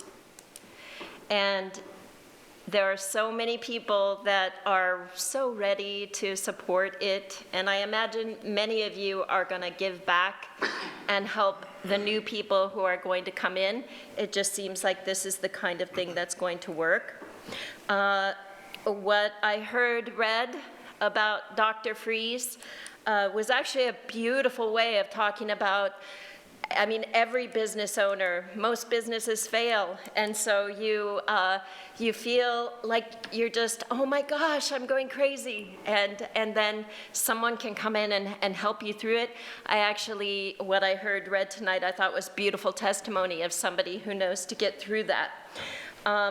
Keeping our youth here is a really wonderful benefit, and so I am very much for this. The last thing that I'll mention, because I heard Councillor Pell talking about before COVID, I mentioned this the last time as well. Our country got broken with very bad policy that broke the back of businesses, and we as leaders here, the decision we have here is going to help innovate to get people back to that entrepreneurial spirit. I am, that's who I am at the core. I am, the backbone of America are our small businesses, and I'm not for, let's just perpetuate the feel good or whatever. Let's show people like there was two young men who came up to the mic tonight, I think, that talked about philanthropy, that they would like to build their business with the goal of being philanthropic in the world. And we have seen businesses come out of Grants Pass like that before. I would say Dutch Brothers would be one of those. And so I think there's just something about here, but at this point in our, where we are right now in the world, small business entrepreneurs are gonna need a little bit different, innovative ways. And then I would just say, get back to that American entrepreneurial spirit. I'll just end by saying America is the greatest country to have ever existed, and the small business owners made it that way. And so go out and do it, entrepreneurs that I heard here, the ones that I heard before. And thank you for coming, Dr. Freeze, to meet this exact need that was, the city designated this money for this exact purpose. So I'm very much for it. Thank you. Any further discussion? All right, we'll go into a vote. We have a motion on the floor to approve the awarding the grant to Seed Collective Catalyst for Grants Pass Nexus Incubator. Rob? No. Rick? Yes. Kathleen? Yes. Eric? Yes. Seth? Yes. Victoria? Yes. Indra? No. All right, there is 5 yeses and 2 nos. The resolution passes. Thank you. Next on the agenda is a resolution creating new job descriptions and amending the non-bargaining classification plan. And it looks like Aaron's going to lead us in a presentation.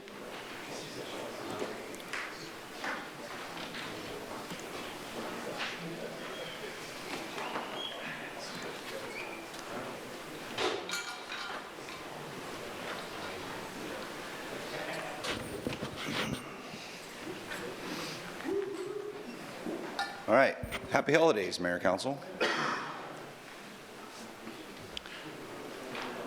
Subject in front of you today is a resolution which would create 2 positions, a utility billing manager and an IT director, and it amends the current classification plan. The reason for the restructuring is really fiscal and organizational stability.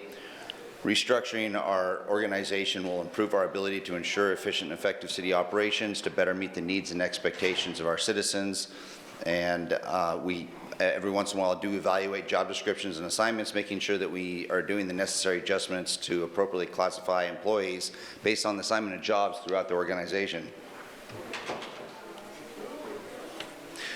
So the first of the 2 that I wanted to mention is utility billing manager.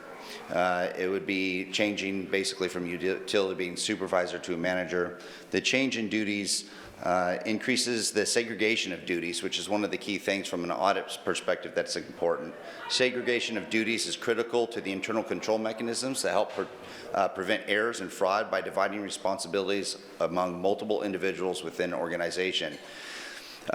We should have a structure that has some segregation. The finance director, although extremely important and responsible, should have some responsibilities associated with other individuals within the finance department. Currently right now, for instance, like the financial systems administration, banking signing authority, and financial reporting oversight should be designated in more than one location. With this recommendation, we'd be able to have the finance director be able to do bank signing and some financial reporting, with the manager doing the financial systems administration and bank signing to provide some different sets of eyes on those items. We've had a lot of changes and additional increases in usage for things, for instance, like our Tyler system that we have, and the utility billing manager would primarily be the main holder of the responsibilities for those internal systems, which I have listed here, along with the external connections that we have mentioned here, and the position would include those responsibilities. It's important to note that this position really would have a high connectivity throughout the organization, as they already do, providing some of these services. So it fits in excellent with our current system. So What I'm asking for is a restructure of the plan. I'm not asking for another FTE. I think that's an important point. We're needing to reclassify this position due to job duties and responsibilities and segregation of responsibilities within the finance department. So we'd be creating a new job description, which is the utility billing manager. We are not adding a full-time employee. With this reclassification, we'd be looking at an annual increase of about $7,000 to make this occur. The second position that we're looking at doing a reclassification is Information Technology Director, which is currently the manager. As you are well aware, IT is one of the fastest changing and moving systems out there. We've got so much going on, and the requirement for information technology services within the city of Grants Pass is growing. It used to be we had IT was the men and women that would come by and fix your computer and go, all you need to do is push Control /F, defrag, whatever, and it was all this kind, and it was simple. It was, or just push this button and power down and turn it back on. Things have changed. It's gotten so much more complicated. The duties performed have really outgrown the IT manager position. Major areas of concern are really three: cybersecurity, policy development, and emergency management. When it comes to public sector organizations, they are increasingly being targeted from ransomware and phishing attacks. In 2024, more than 117 U.S. federal and state government entities were affected by ransomware, and this heightened threat requires more attention for our organization as we continue to need to build a resiliency and deal with more robust securities and response plans. When it comes to policy development, because of all the changes that are occurring, especially in IT and artificial intelligence, we need the IT technology, information technology director to have some focus on policy, especially artificial intelligence, as it relates to technology for the city. Other things like the utilization and dependency of technology through equipment and communications become an imperative for day-to-day operations. IT technology is really involved with almost everything, especially emergency management, and we need to make sure that we're able to provide emergency management operations across the board to everyone. And so the position itself has outgrown the manager role and has really moved into information technology director. Again, this is not creating this is not asking for a new full-time employee. It's just creating a new job description. The cost for this with the current salary structure would be an additional $9,000 annually. Your call to action is for today, and your alternatives are there, and there's a potential motion in front of you. Mayor, with that, I conclude my presentation. Thank you, Aaron. Any questions for Aaron in regards to this topic? I got Rob. Yeah, I need a little clarification before I go into another question or comment. But so the first one, the utility billing manager, it says the creation of this position does not delete the customer service supervisor, as future changes in staffing may require future department. The creation of this position does not add a full-time equivalent. So it seems like really simple arithmetic. We're adding one, not taking away the other, but how is that not adding a full-time equivalent? So I'll answer that question because it's my department. So I want to have the flexibility if in the future that we need to downgrade that position and create other positions off to the side, that we don't lose that classification. And so I don't want to delete the classification in the future, but I think it's impertinent for our current operations that we do have a utility billing manager. Okay, so with both positions then both would be funded next year in the budget? No, only one of them would be. So I would be removing the utility billing supervisor. Not funding it. The supervisor would not be funded. Correct. Okay. So on the other position, the other job, it says same deal, does not increase full-time FTE for the city, but it does remove the IT manager from the classification plan. So one we're removing and not adding anything, and the other we're not removing and not adding anything. It really relates to the ability to provide flexibility for the future. We definitely do not see a need for an IT manager with the development of the director position. But with the creation of the manager for utility billing, we still see a potential need in the future for a potential supervisor, depending on how growth goes. And so we wanted to have that there, but unfunded. So getting back to, maybe someone can help me explain this. So understand this. On the IT director, generally, I think I followed the words on the page, and I generally think I followed your explanation. The utility billing manager, to me, those first two paragraphs are a nearly incomprehensible word salad. The words there are, I defy almost anybody to understand what those words mean if they weren't the ones that wrote it. I mean, it's mind-boggling. So can you, again, try to paraphrase or explain in any kind of simple terms what that first paragraph means? I mean, it's just got, I'm just confused, as to. You can blame me for that. I mean, it's nuts. So, plainly speaking, over the last 20 years, an individual has resided in that position.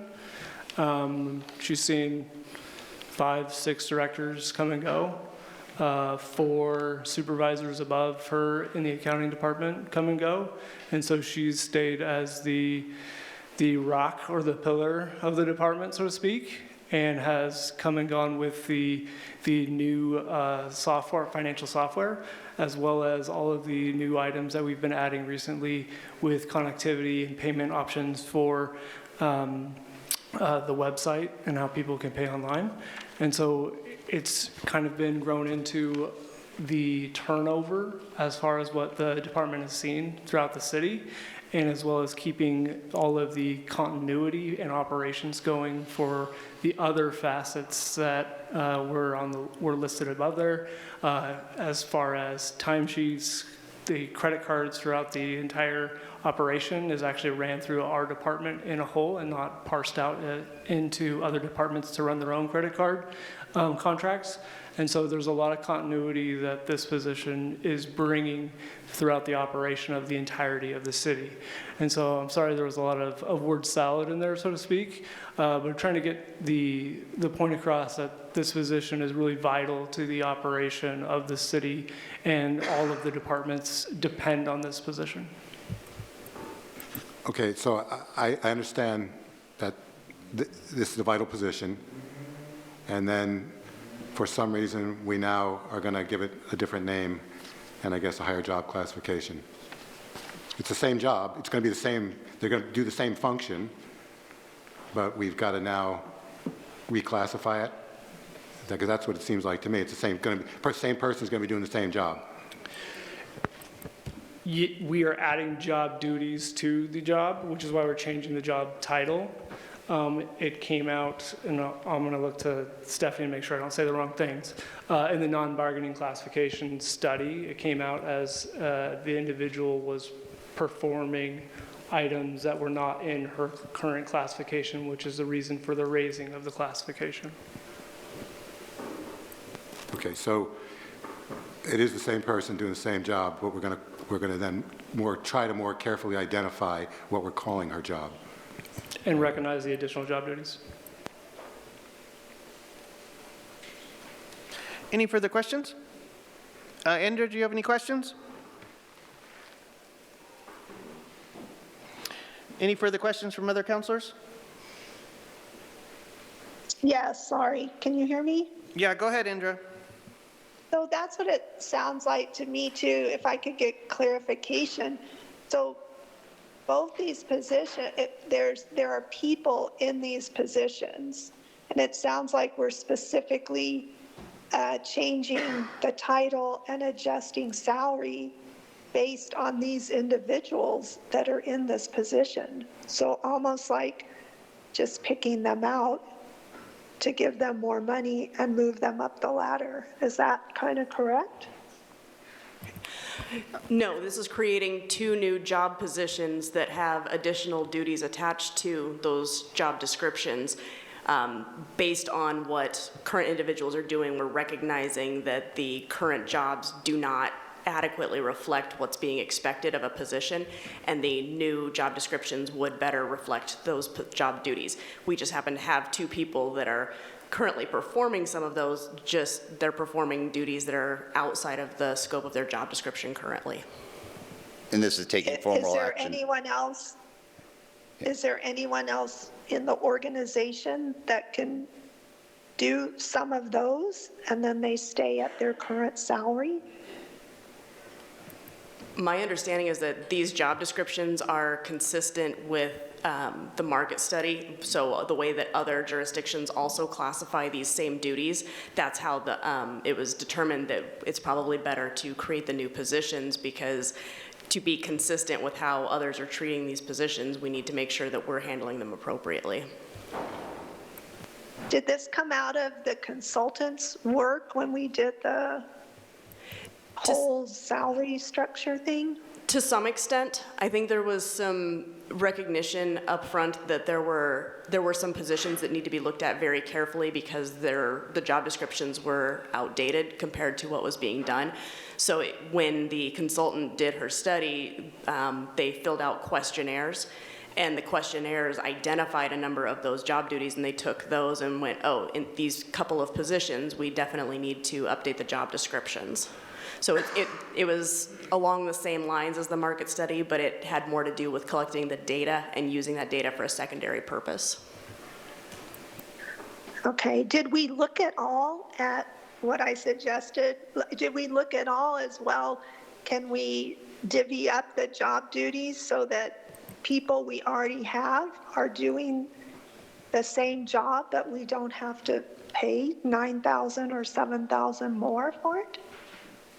From the IT perspective, there really isn't. That's a responsibility at a level of a director level position that we're needing that job work done.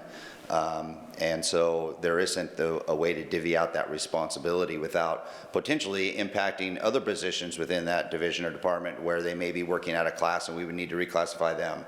So we're trying to do that and house those major policy and other issues with our IT director position.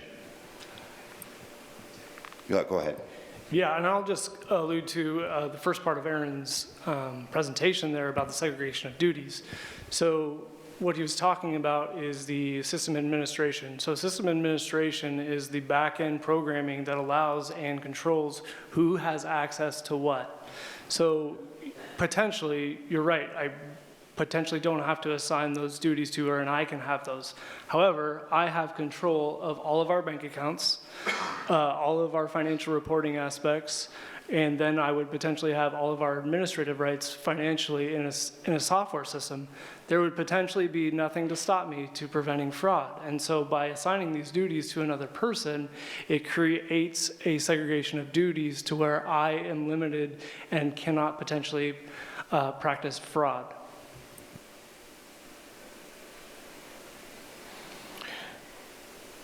Any further questions?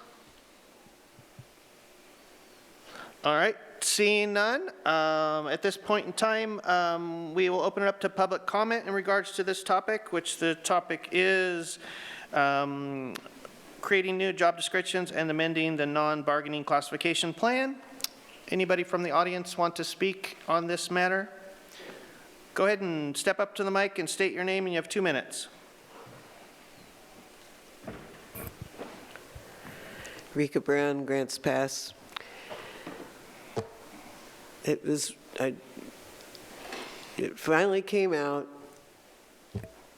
They're trying to keep the embezzlement down. And that's a good thing. You gotta, like they say, you gotta separate duties but also, you know, have other people watching you when you're handling a lot of money. And we've had a lot of embezzlement cases in this city, various businesses who do not pay attention to this. they think they can trust whoever it is that's taking care of their money, and it doesn't work that way necessarily. So I'm glad to hear that you're doing a little separation from the money. Thank you.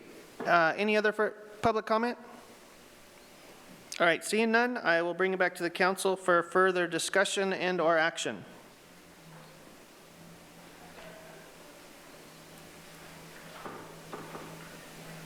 All right, I'll state it again. We'll bring it back to the council for any further discussion and or action. So Kathleen. I move to create the positions of utility billing manager and IT director and amend the non-bargaining classification plan. All right, there's a motion on the table to go forward with the new job descriptions and amending the non-bargaining classification plan with a second from Rick. And is there any further discussion? I did see you hand up, Rob. Did you you have further discussion? No, that was a second, but that's okay. fine. All right, we'll take Rob on the second because I thought you were raising your hand for discussion. Andrew has a comment. Okay, 1 second. Okay, Indra, further discussion? Go ahead. Oh, yeah, I'm just wondering, is it wise? It seems like, I mean, we're working on the whole step salary thing and where people fit in and the cost of living. I mean, we're working on that whole thing. So now it seems like we're kind of piecemealing this into it as well. And I'm wondering if it's not wise to wait and put this in when we get the whole thing done. Yeah, this is whether you move forward or how you move forward with a potential modification of the current salary structure. This is something that is needed with a new or the current salary structure due to it's an operational issue, not a salary schedule issue, but it's creating 2 new job descriptions based on operational need. Any further discussion from councilors? All right, if there's no other discussion, I'd be looking for some action. Oh, sorry, we did have a motion, which was given to us by Kathleen and seconded by Rob.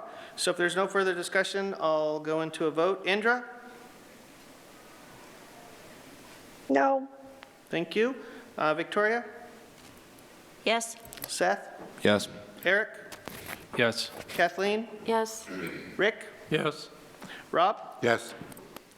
All right, 6 yes and 1 no, resolution passes. Thank you. Next on the agenda is a resolution authorizing the city manager to amend the franchise agreement with Southern Oregon Sanitation, authorizing a temporary rate increase for green waste at the Redwood Transfer Station. And it looks like we're going to hear from Jason now. And it's the longest title that you'll read tonight. Perfect. Thank you, Mayor and Council. I do have a brief presentation for you, and this is to consider a increase in fees for Southern Oregon Sanitation for receiving green waste at the Redwood Transfer Station only. It's important to note that this does not affect your curbside rates at this time. And it does support the goal of leadership by following the rules laid out in the franchise agreements. So a little bit of background, the City of Grants Pass's solid waste survey services are provided through franchise agreements with 2 firms. We're a little bit unusual in that respect. The original agreements have been in place for a number of years, with the last major revisions coming in 2000. There's been subsequently a few minor revisions, but the big revisions occurred in 2000. And in 2001, Josephine County and the City of Grants Pass entered into an intergovernmental agreement creating the Josephine County City of Grants Pass Solid Waste Agency. The agency's purpose at that time was to manage the funds for remediating solid waste issues. And at that time also we were in the process of closing both the Merlin landfill, the Kirby landfill, and mitigating the Marlson lagoons, which was another previous landfill. So there was a lot going on in that time. The agency is also tasked with administering 5 franchise agreements for the solid waste services, and that includes 2 for the City of Grants Pass, 2 for Josephine County, and 1 for the City of Cape Junction. The agency board is comprised of 3 members from the City of Grants Pass, 3 members from Josephine County and 1 member from the city of Cave Junction. And just a couple more of the finer points, there's not more than 1 member from each group that is an elected official, and no employee or owner of any solid waste or recycling company may be a member of the board. So the board is also tasked with making recommendations that it deems reasonable and necessary for the adjustment of rates charged to the solid waste services.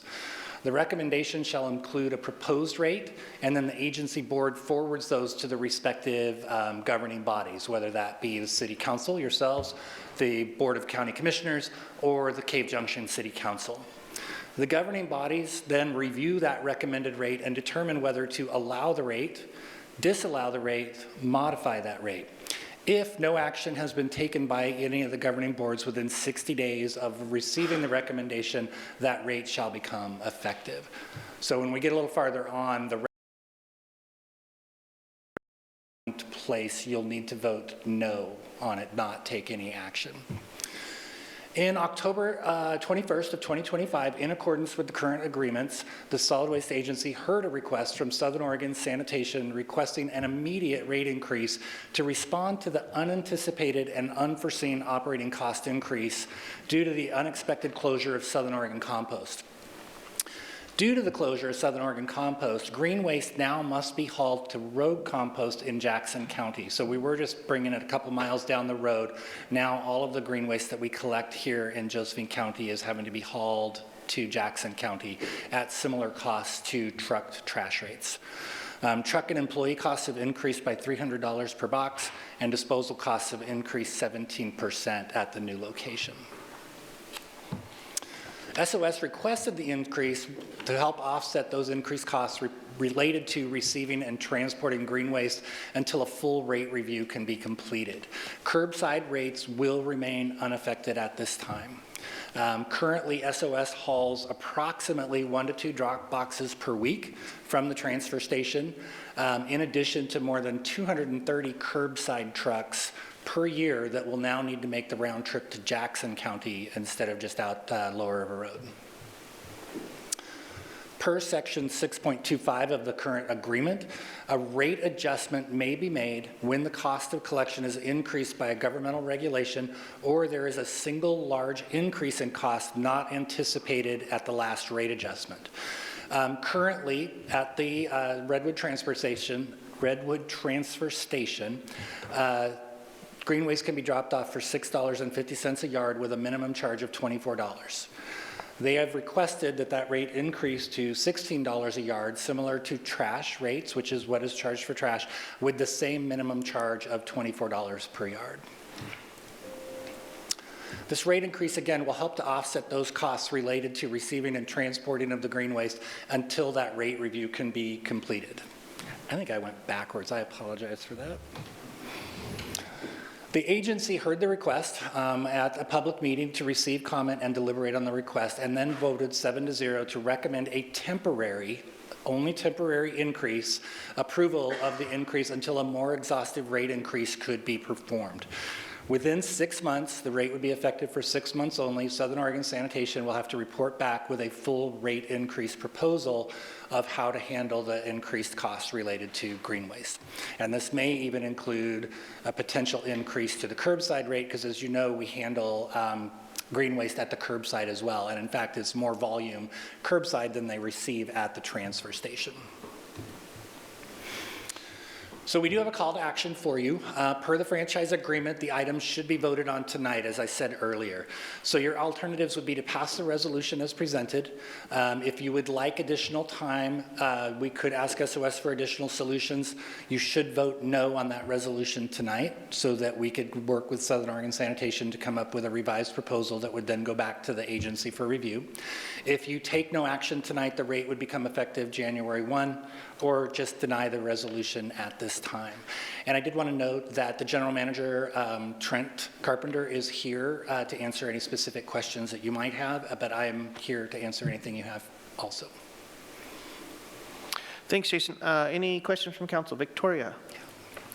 So this is a temporary increase, but it's going to become a permanent increase At some And likely level- even more. Yeah, it could be. My guess is, I don't know, I can't hazard a guess of where it will be, but we have to look at the system as a whole. So right now, green waste is picking up the curve as a kind of a value-added service. So your trash rate is, say, $30 a month, but that includes all the recycling, all the green waste pickup, and the trash. And so we may have to look at, does that need to go up $1 or $2 to be able to make the overall system whole? And then look at the green waste of what that drop-off rate is and how much just to ensure that they're collecting the adequate resources. Are there any prospects for a green waste business coming back here, or do we just have any idea about that? That's a great question. And Southern Oregon Compost is still in operation, and they are still receiving grain waste from very limited customers, one of which being the city of Grants Pass. But that they've done is they were having a lot of issues, so to make sure that the product that they were getting met their standards, they've limited the number of people that they're receiving grain waste from. And it may be that another company decides to start a composting operation or something to do with green waste, but I don't see anything on the horizon. The city of Grants Pass, as you know, operated Joe Grow for quite a number of years. Tried to. It really is not the most profitable operation. It's very hard to make money on it. And then, so if we want to have you go back for different solutions, you say we vote no, not take no action. You would want to vote no, not take no action. Thank you. Any further questions, Kathleen? Well, I just had some questions for the Trent owner. Carpenter, Mr. Yes. Carpenter.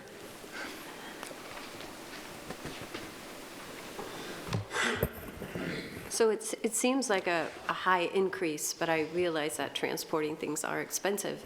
Would this circumvent people to just go ahead and take their green waste to Jackson County and not go through you? Would that?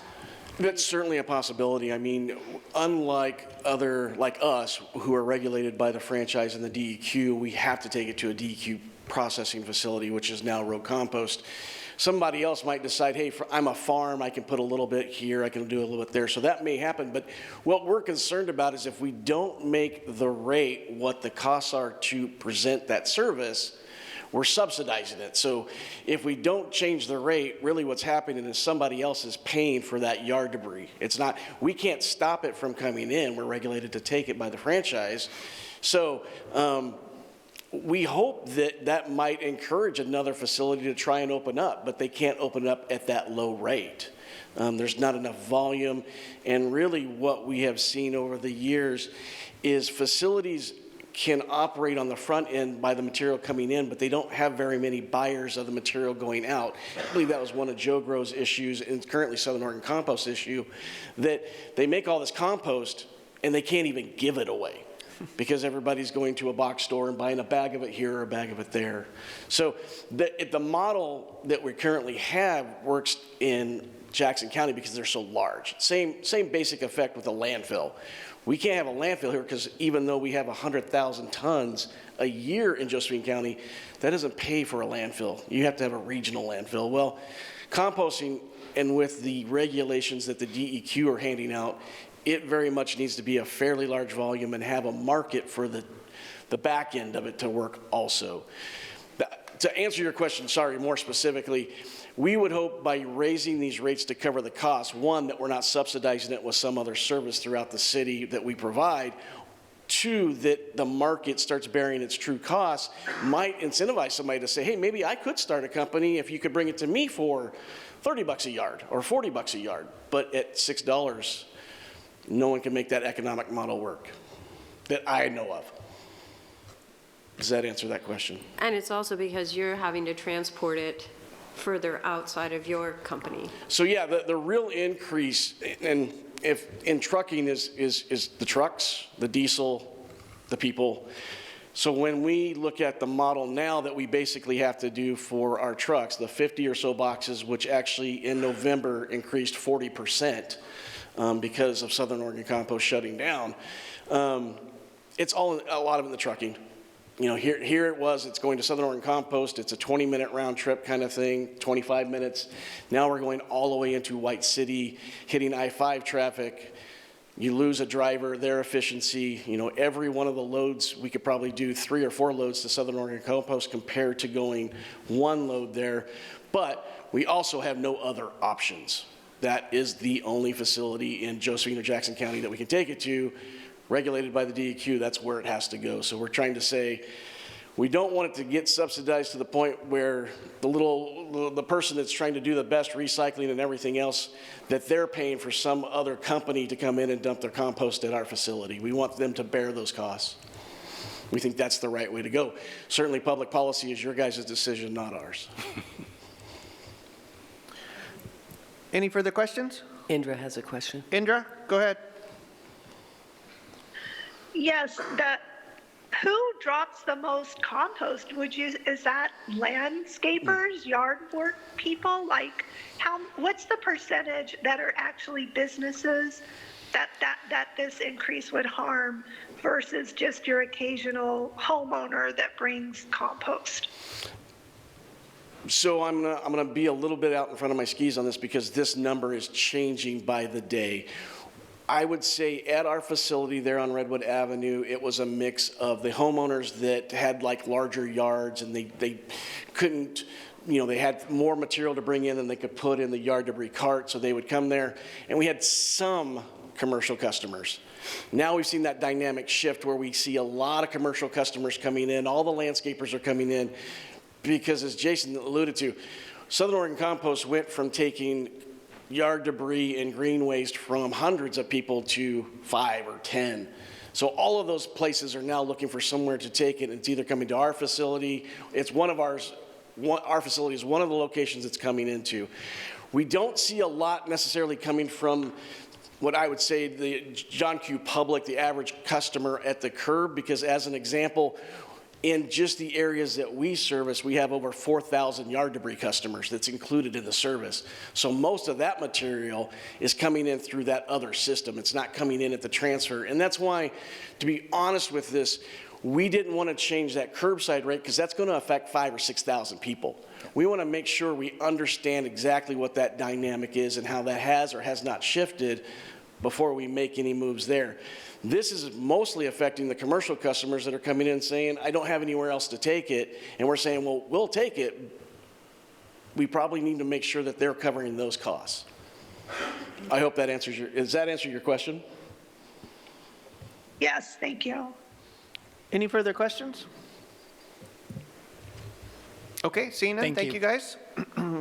At this point, I will open it up for public comment in regards to this topic, which is authorizing the amendment of franchise agreement with Southern Oregon Sanitation, authorizing a temporary rate increase for green waste at the Redwood Transfer Station. Anybody in the public audience, come on up and state your name. You got 2 minutes.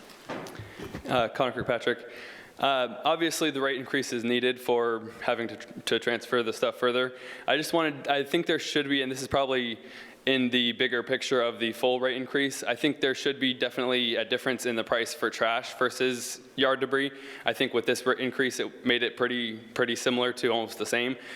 Just because that way, if they're the same price, people will just say, oh, well, let's load the yard debris and let's load the trash on top and put it all in and take it all to landfill. Having that separation in price is what encourages people to separate and make sure the materials are properly recycled.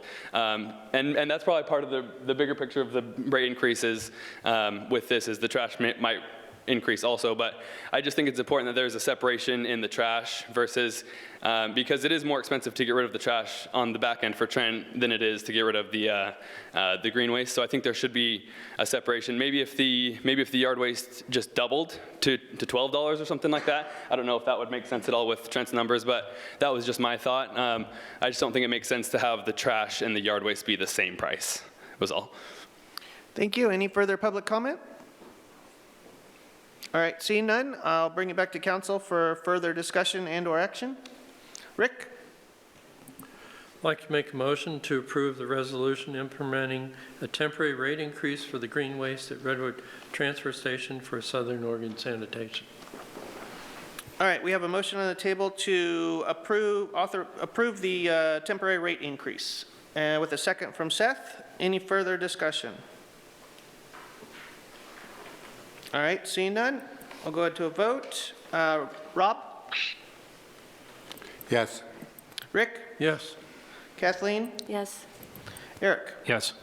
Seth? Yes. Victoria? Yes. Indra? I didn't get to comment. I'm going to vote no. I'd rather see a full rate review at a future. So I don't know. Thank you. I got 6 yeses and 1 no. Resolution passes. Thank you. Next on the agenda is appointing one member to the Urban Area Planning Commission. Okay, previously we appointed a member to the Urban Planning Commission, but we actually had another opening, and so you guys have purple papers in front of you. Please mark your preference and sign this form and send it down. Give us 1 second. Here.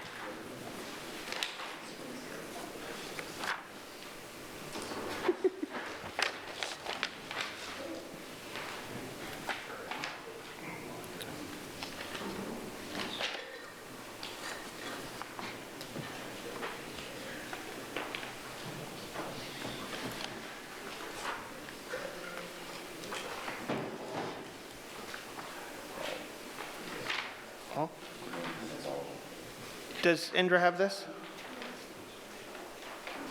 Nope. It's fine. I'll just wait for a motion, Clint. Okay, thanks. Okay, so there is a strong preference for to appoint Richard Akers, and so I'd bring it back to council to look for some action. I motion to Correct. nominate Richard Eckers. Okay, we have a motion to nominate Richard Eckers to the Urban Area Planning Commission. We got a second from Eric. And any further discussion? All right, we'll go into a vote. Rob? Yes. Rick? Yes. Kathleen? Yes. Eric? Yes. Seth? Yes. Victoria? Yes. All right, passes unanimously. Yes. Nope, thank you. Perfect. All right, we have that taken care of. All right, now we get the fun part. We've come to the part of the agenda for public comment. This is an opportunity for the public to address the city council on items not related to a public hearing or council item, action item for the council. The intent is to provide information that is pertinent to the city's jurisdiction. Each speaker will be given 2 minutes to address the council as one body, not two individuals. At conclusion of public comment, council will have the opportunity to respond. This meeting will proceed in an effective and courteous manner. Citizens and council members will be allowed to state their positions in an atmosphere free from slander, threats, and other personal attacks. Signs or placards, outbursts of applause, campaigning for public office, and other disruptive behavior will not be tolerated. If you have a question regarding any government-provided service or a current city policy, please contact the city manager's office and attempt to resolve this matter.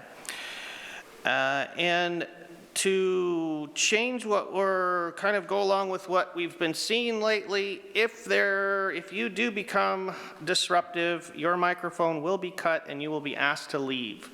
Our tolerance level is kind of getting a little thin on that. So I have a few blue cards in front of us, 1, 2, 3, 4, and I've got Mr. Mike Pelfrey online. Are you ready, Mike?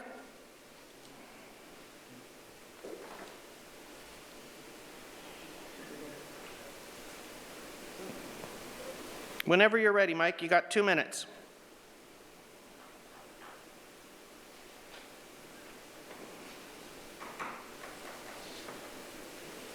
If he needs a second, I can bump Press him. star 6. Okay.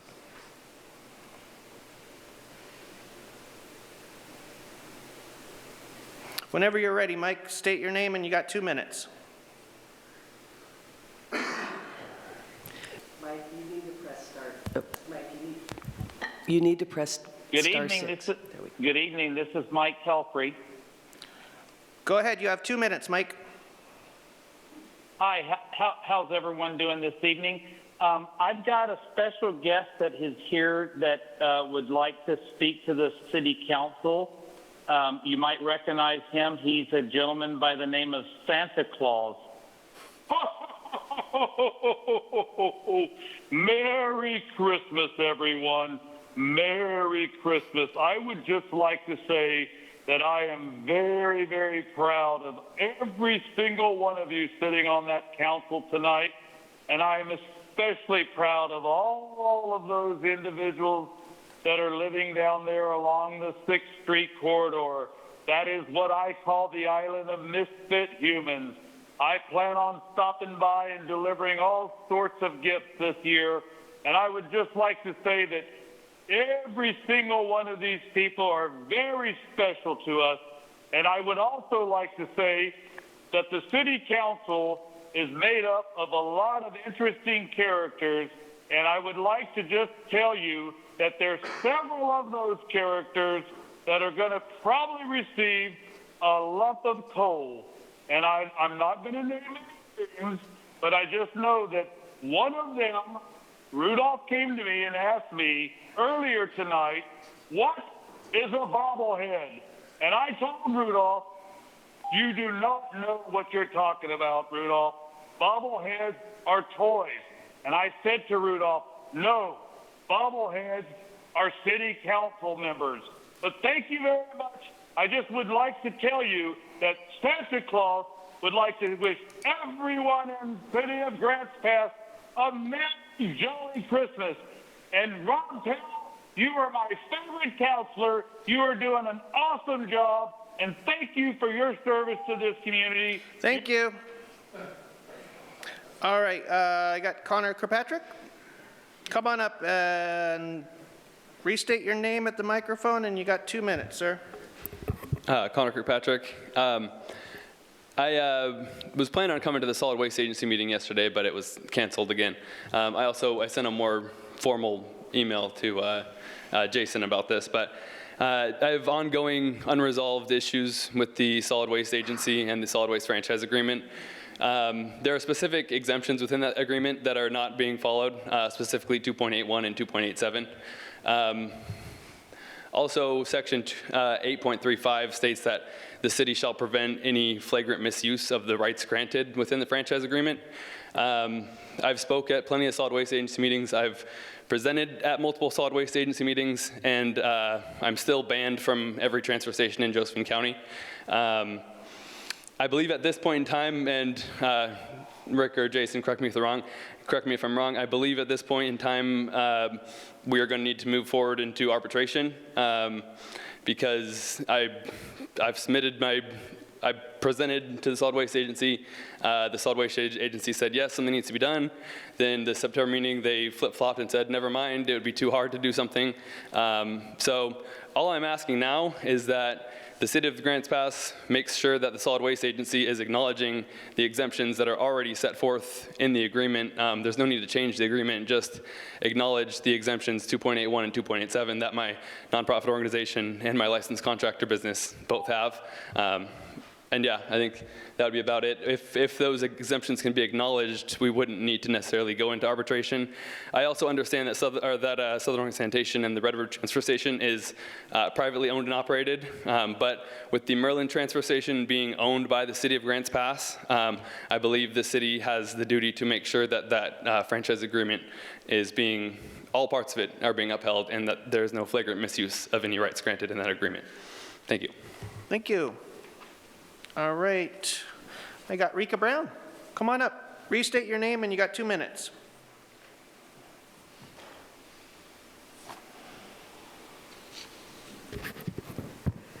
Rika Brown, Grants Pass.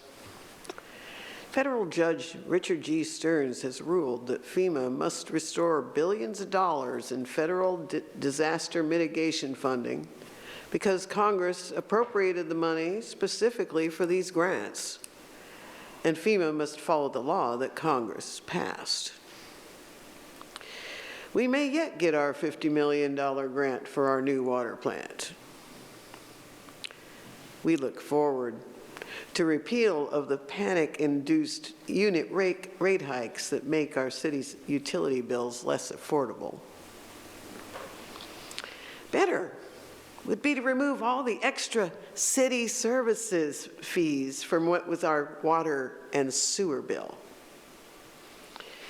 Find another way to collect small fees and large fees and remove the possibility of losing our homes because of non-payment of those fees. Rationing rates for vital utilities has caused many people to lose their homes and wind up on the streets. Rate-rationed water has caused huge fires.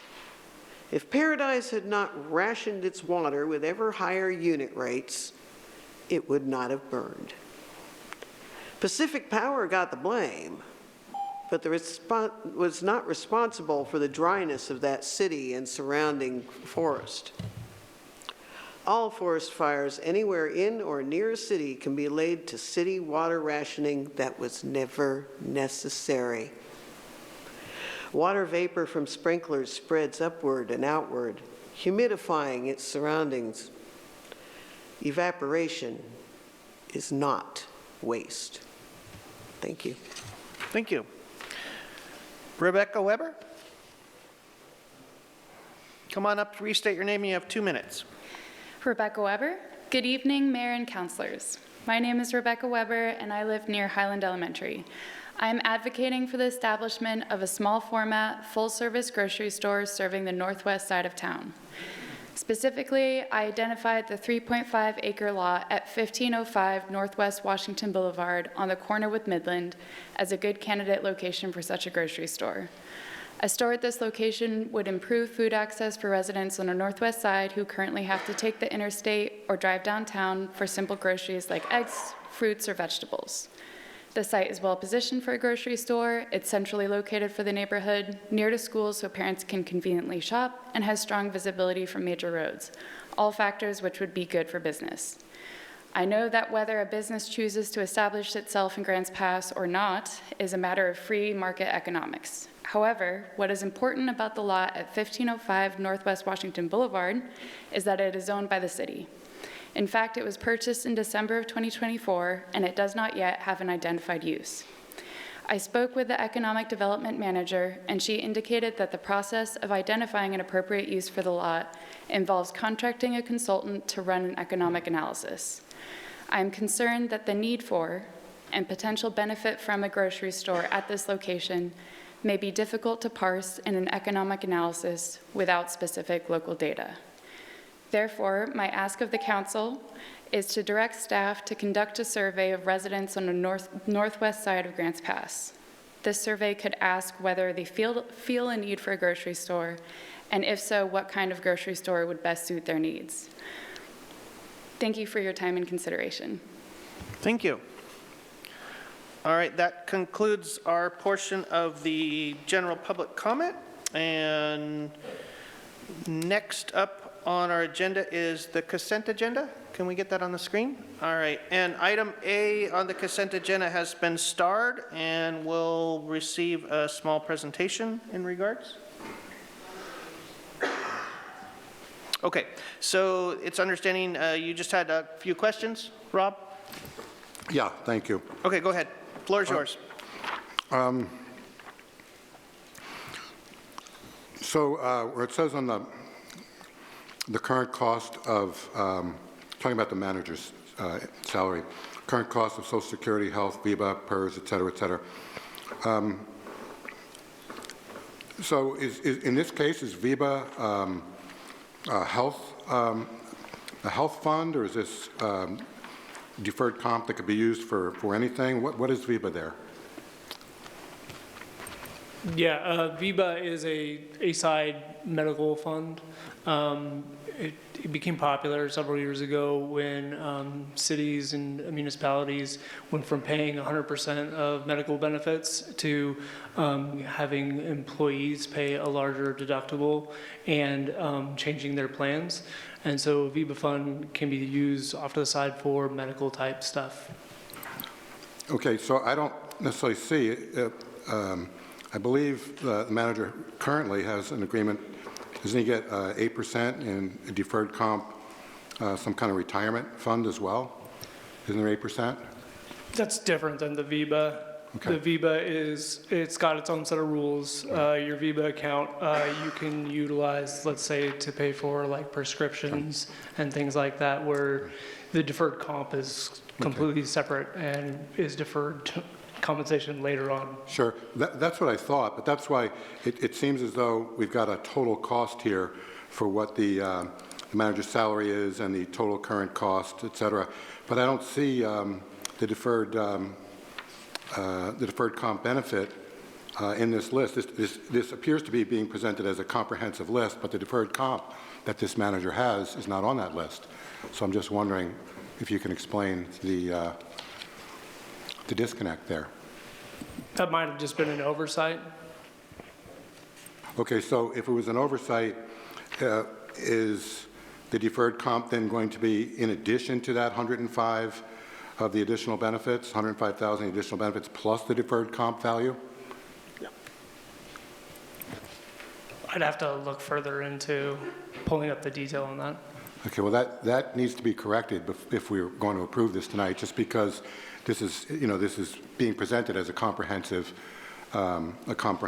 number, and I don't believe that it is actually. I'm off the top of my head, I'm pretty sure that it's not correct the way it's presented. So we need to correct that, just because it is on the record.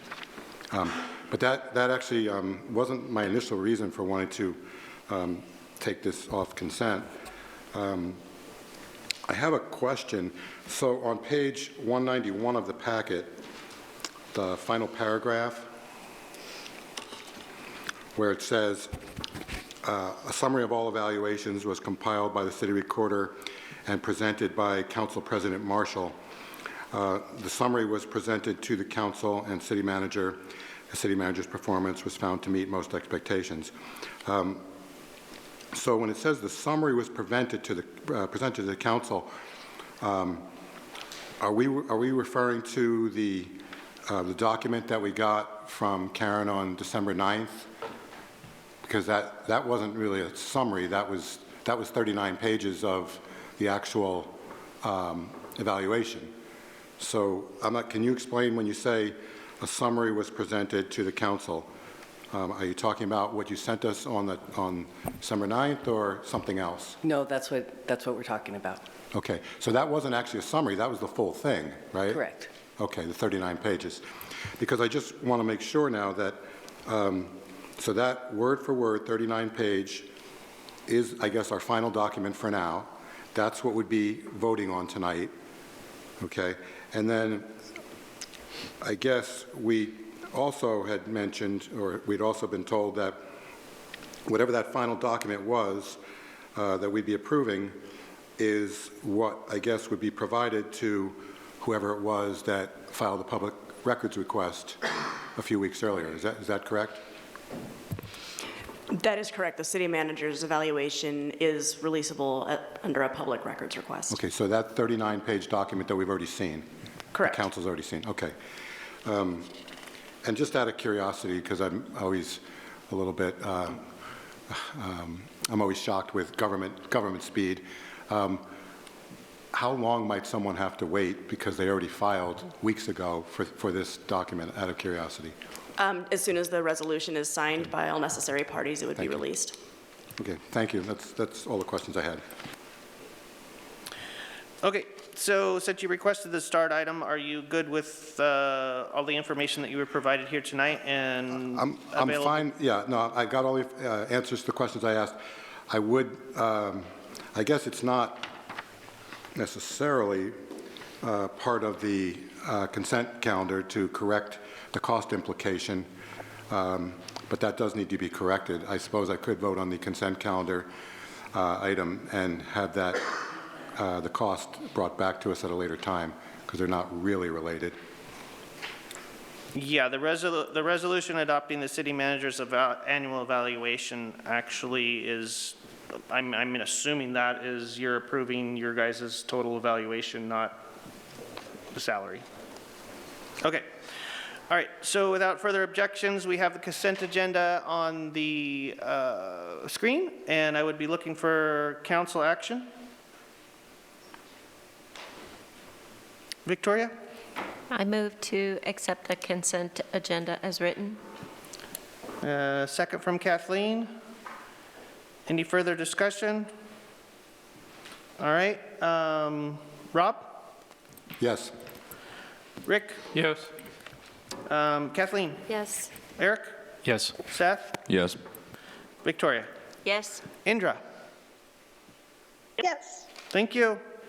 All right, consent agenda passes. Thank you. And now on our tonight's agenda, we have matters for mayor, council, and staff. Bring it back to the council. Do you guys have any discussion? Victoria? Well, I just think that I would like to see if other councilors would be interested in the survey for the grocery store, for the survey. So, I see 4 people, so if we can get that on the agenda for the survey for the grocery store. Okay, so it's been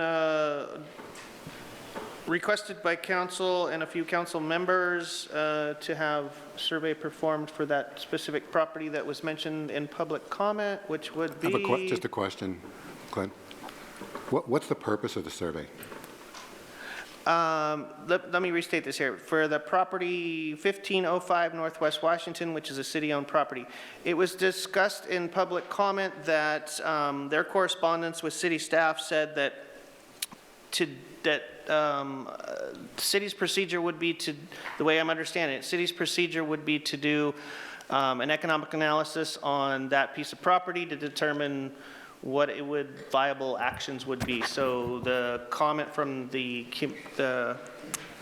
public was to ask if the city could proceed in some format of that through staff only and not actually hiring a consultant out.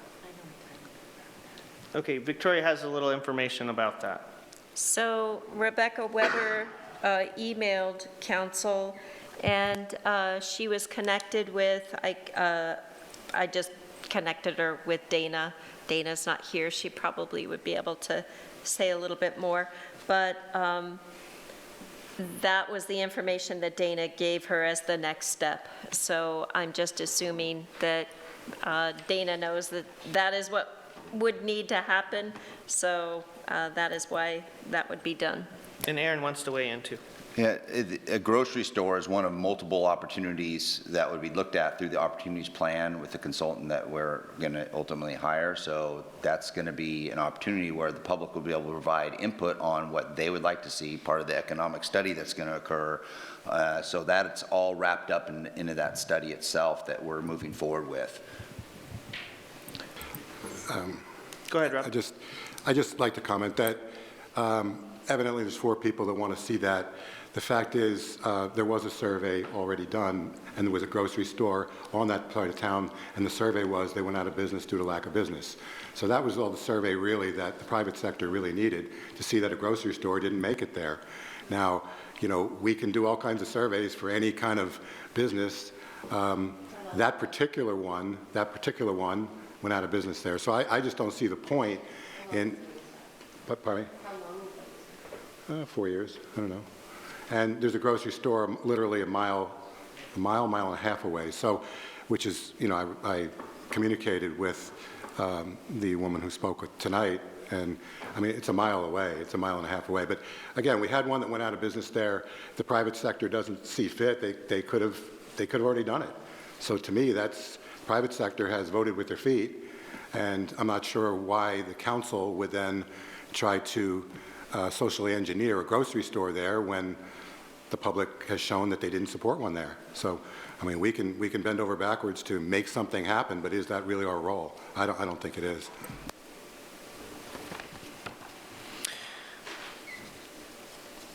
Okay, so it has been requested, is your request to get more information No, I think it's to do the survey. I think I think it was over a decade ago. I loved that grocery store. I actually went to that grocery store quite a bit. I was sad when it closed, but it doesn't mean that another grocery store wouldn't make it. And the north end of town has grown significantly, so the economic factors are a little bit different. But yes, I think it is the survey, and I think there were 4 of us who wanted it.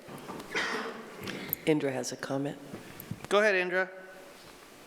Well, yes, I was just going to agree with Rob. There was a grocery store. I mean, this is a private venture.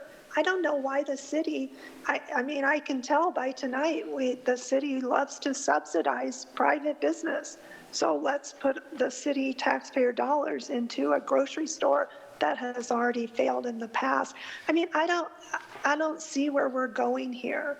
That's not our role with taxpayer dollars. We're using staff time to do a survey. That's not free, that's taxpayer dollars. So, I mean, people who want to do a grocery store should come to the city and ask for money, and we probably give it to them. Thank you. Thank you. So it's been requested by a few councilors and objected by a few councilors. So, go ahead, Seth. I just wanted to say that, I mean, to Indra specifically, that you want to do a small business task force, which I'm not against, but that's also using staff time, which is taxpayer dollars. So I do just want to make that point. Okay, so what I was going to suggest is that basically we can put this on, we can put the topic on an agenda item to be placed into a workshop that we can get feedback from the city staff to see all the parameters on what it would take to do this survey, as well as the cost that word. And then during that workshop, the council can make a decision on whether they would go forward with it or not. Go ahead, Rick. I wonder if the survey would be premature because we're looking at developing that property, and whoever the developer is that comes along, I think they would recommend and do their own research as to what's feasible there. And especially a lot of times, the term used to be anchor stores. You'd have somebody come in that's a major player just to make the development occur there. And I feel for the city to start doing their own research may not be appropriate at this time. Aaron? Yeah, I think council has a really good future outlook on that North Star project and how to proceed. We proceed by getting the consultant. The consultant will come in, they'll do an economic study. They're going to give an opportunity for the public and for us to weigh in on what we would like to see and what might fit there. Doing a study for one potential use of that acreage is something we'll definitely do, but it will be incorporated in there, and you'll have a more comprehensive view of all the options if we go through the process that you've established currently right now. Indra has a comment. Go ahead, Indra. Yes, I just wanted to comment to Seth's deal regarding staff time. I'd be willing to run the to initiate the task force voluntarily myself so we don't have to use staff time. If that's a real problem, I'm willing to do that, or find someone who would. Thank you. Thank you. Okay, so I am restating what I said earlier is because I don't have a unanimous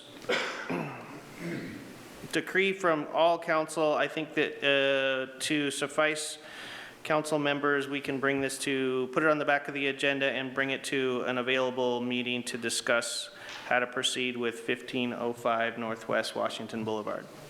Does staff have direction? My understanding is we're going to schedule this in the future for a workshop to discuss an opportunities plan and or a specific focus for a grocery store study.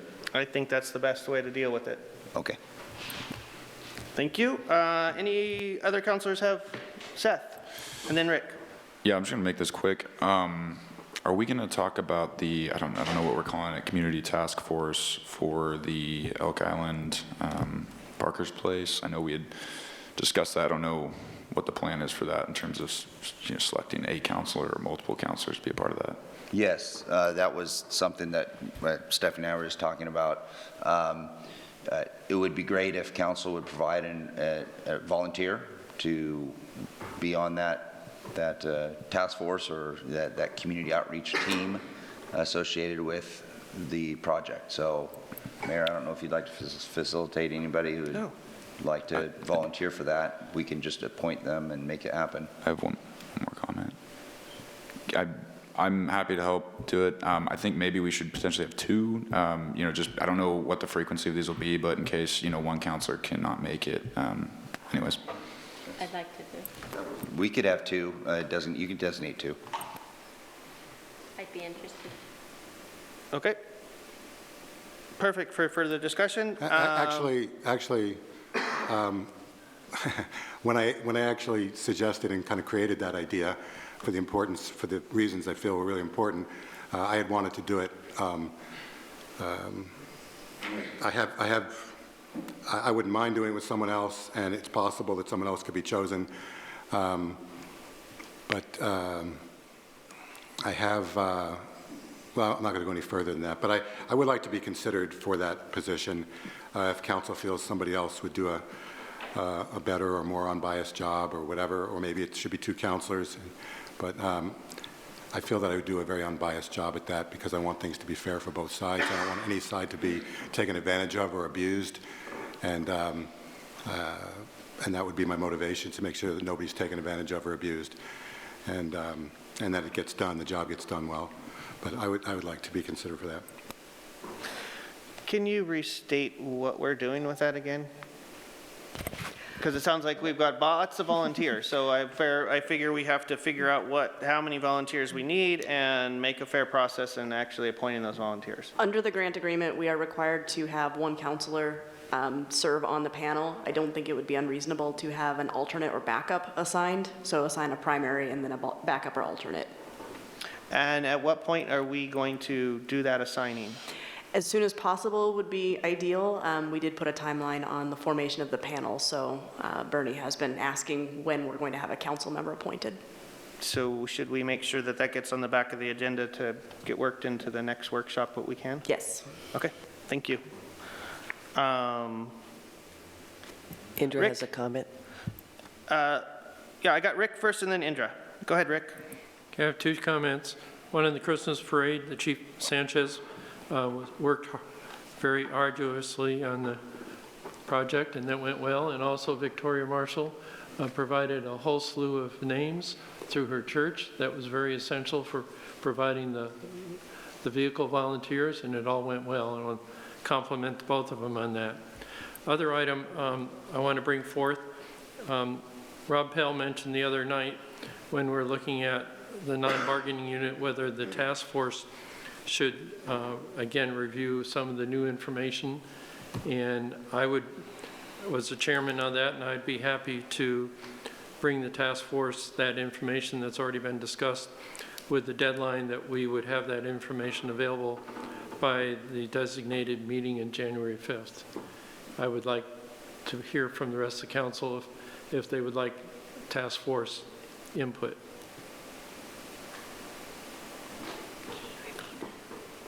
I just got a question, or I had a request. Could you repeat that? You're asking for council input, but go ahead and repeat that, please. The task force that was set for the non-bargaining unit would like to make a motion, if that's appropriate, for endorsement of the city council to have the task force meet and review the new material and have a response available by January 5th for our council meeting.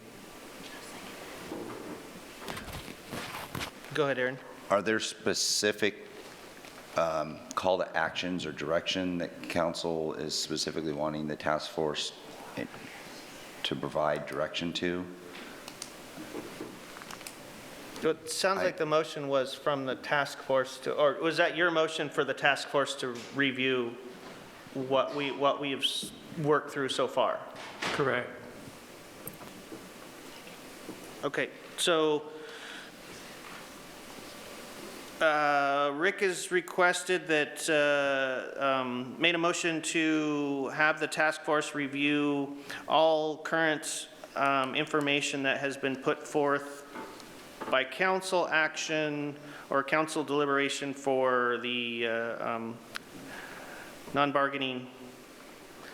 So, and it's, Victoria just seconded that, so I guess we can bring it to a thumbs up. Is everybody good with that? I got 5. Indra, do you have a comment on that? Are you on board? No. You're a no? Sure. Yeah, no, yes. You're a yes. Okay, sorry, I didn't want to confuse you. So you're a yes on that. Okay, Yes. so it looks like, I'd like some clarification. go right ahead, Rick. Stephanie, are there certain rules or guidelines we should be aware of?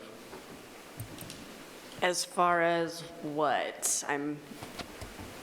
Well, we'll have a staff member present at that meeting. Right, so- that was the intent. And likely, in order to present or to have a discussion about the information that council's provided, it'll likely require Stephanie to do another presentation to the task force and to answer questions is what I anticipate. Right, and scheduling may be a little bit tight, but you and I can connect after this meeting about my availability. It won't be next week. It would be the week after. Okay, that's fine. Thank you. Seth, you had something to add? Okay. All right. Any other further discussion or further comments from council? Okay. We do not have an executive session scheduled or announced for tonight. So I would be looking. Yes, I do. Wait. Hello? I've had my hand up, sorry. Okay, go, sorry, so you have further discussion? Sorry, Indra, I was not informed that you had your hand up. So I'm sorry, Indra, you have the Okay. floor now. Thank you. That's why I had the hand up for so long. I just wanted to make a couple comments. So for Connor, talking about the solid waste agency, I mean, I know he came and spoke to council months and months ago about some issues he was having with his business, and it looks like he's done some more research into that. And so I would just like him to know that I will look into that as well. And, I think he needs to take whatever, steps he needs to get this resolved. But I will look into that as well for him. And then, Rika, I too am concerned about the water rates, and I do agree the city is rationing water because when you look around, the yards in the summer are much drier than they used to be because people simply can't afford to water their lawn. It goes, I know mine, from like 75 to 150 or 200 just to water a lawn. So that is very concerning, especially with all of our fire issues that we have around here. And thirdly, I'd like to give kudos to Rick. The Christmas parade, I wasn't able to be there, but I saw and heard great things about it, and I just want to appreciate Rick Riker, Councilor Riker, for stepping up and helping to ensure that that went through. And I didn't know Councilor Marshall had a giant part with the cars, so thank you for that. I know that's something the city citizens really appreciate. It's so important that we hold on to our traditions for our city. Very important. Thank you. Thank you, Indra. All right, I'd be bringing it back to council for a motion to adjourn the city council meeting and convene. Oh, go ahead, sorry. If we could, since we're going to convene into the Urban Renewal Agency and then adjourn for the evening, I just want to make note that it is a holiday season come up, and there's a couple of things I just wanted to mention. Just sort of I did want to give some kudos and some I value recognition to a situation that occurred not that long ago, and it was 4 a.m. And unfortunately, there was a gentleman that was naked that broke into a house that was occupied by a female and her kids. And there was an immediate response by our police department, and the police department cleared the home. And in the process, the gentleman, before the home was cleared, did get away. And the fast actions of dispatch in order to make sure the scene was fully understood by the police officers they were coming in, and through that process of reporting the situation was a real key to our quick response, along with all the police officers that were involved in that situation. But I wanted to give us a special shout out to a special officer, Officer Morrow, our K-9. He came in, and Officer Morrow was brought in immediately, and through his trained skills and sharp knowledge of how to work those, he was able to sniff out the naked man hiding in some hedges. And so with Officer Craven, his handler, we were able to apprehend that individual. So all ended well. Thank you, Chief, for that, and for your amazing crew. Also did want to give a shout out to Chief Sanchez also. I know we dealt with some additional criteria associated with parade and those kind of things, but also the chief was there trying to find solutions, and was able to get the school district to volunteer some buses and other things, and the team effort that we have is just amazing, so thank you. I also want to really highlight and thank, and this is not only from me, this is from the X team. We really want to thank our colleagues that are needing to do shift work during the holidays, keeping them away from their families. That's our police, our fire, 911 dispatch records, some of our public works crews and water and wastewater. Your willingness to serve while away from your homes and families means a great deal to me and to the X team and our entire community. I want to thank you for your care, your steadiness, and your professionalism you bring every day and night. And I also want to extend my appreciation to your families who will be away from home during the holiday season. And I would definitely be remiss, and I need to mention Mayor Council. As we conclude our final meeting of the year, I want to recognize the Mayor and Council for their leadership and their journey we've taken together. We've seen some rough seas, we've seen some calm seas, but throughout that, you listened to our community. You tackled the hard issues. You stayed focused on results. We advanced public safety through your year tenure. We strengthened our core infrastructure. We supported local businesses, and we kept the faith with reasonable stewardship. None of this happens without your preparation and your commitment to serve. I'm proud of what we've accomplished, and I'm even more hopeful for what we'll bring together in the next year. Thank you, Council and Mayor.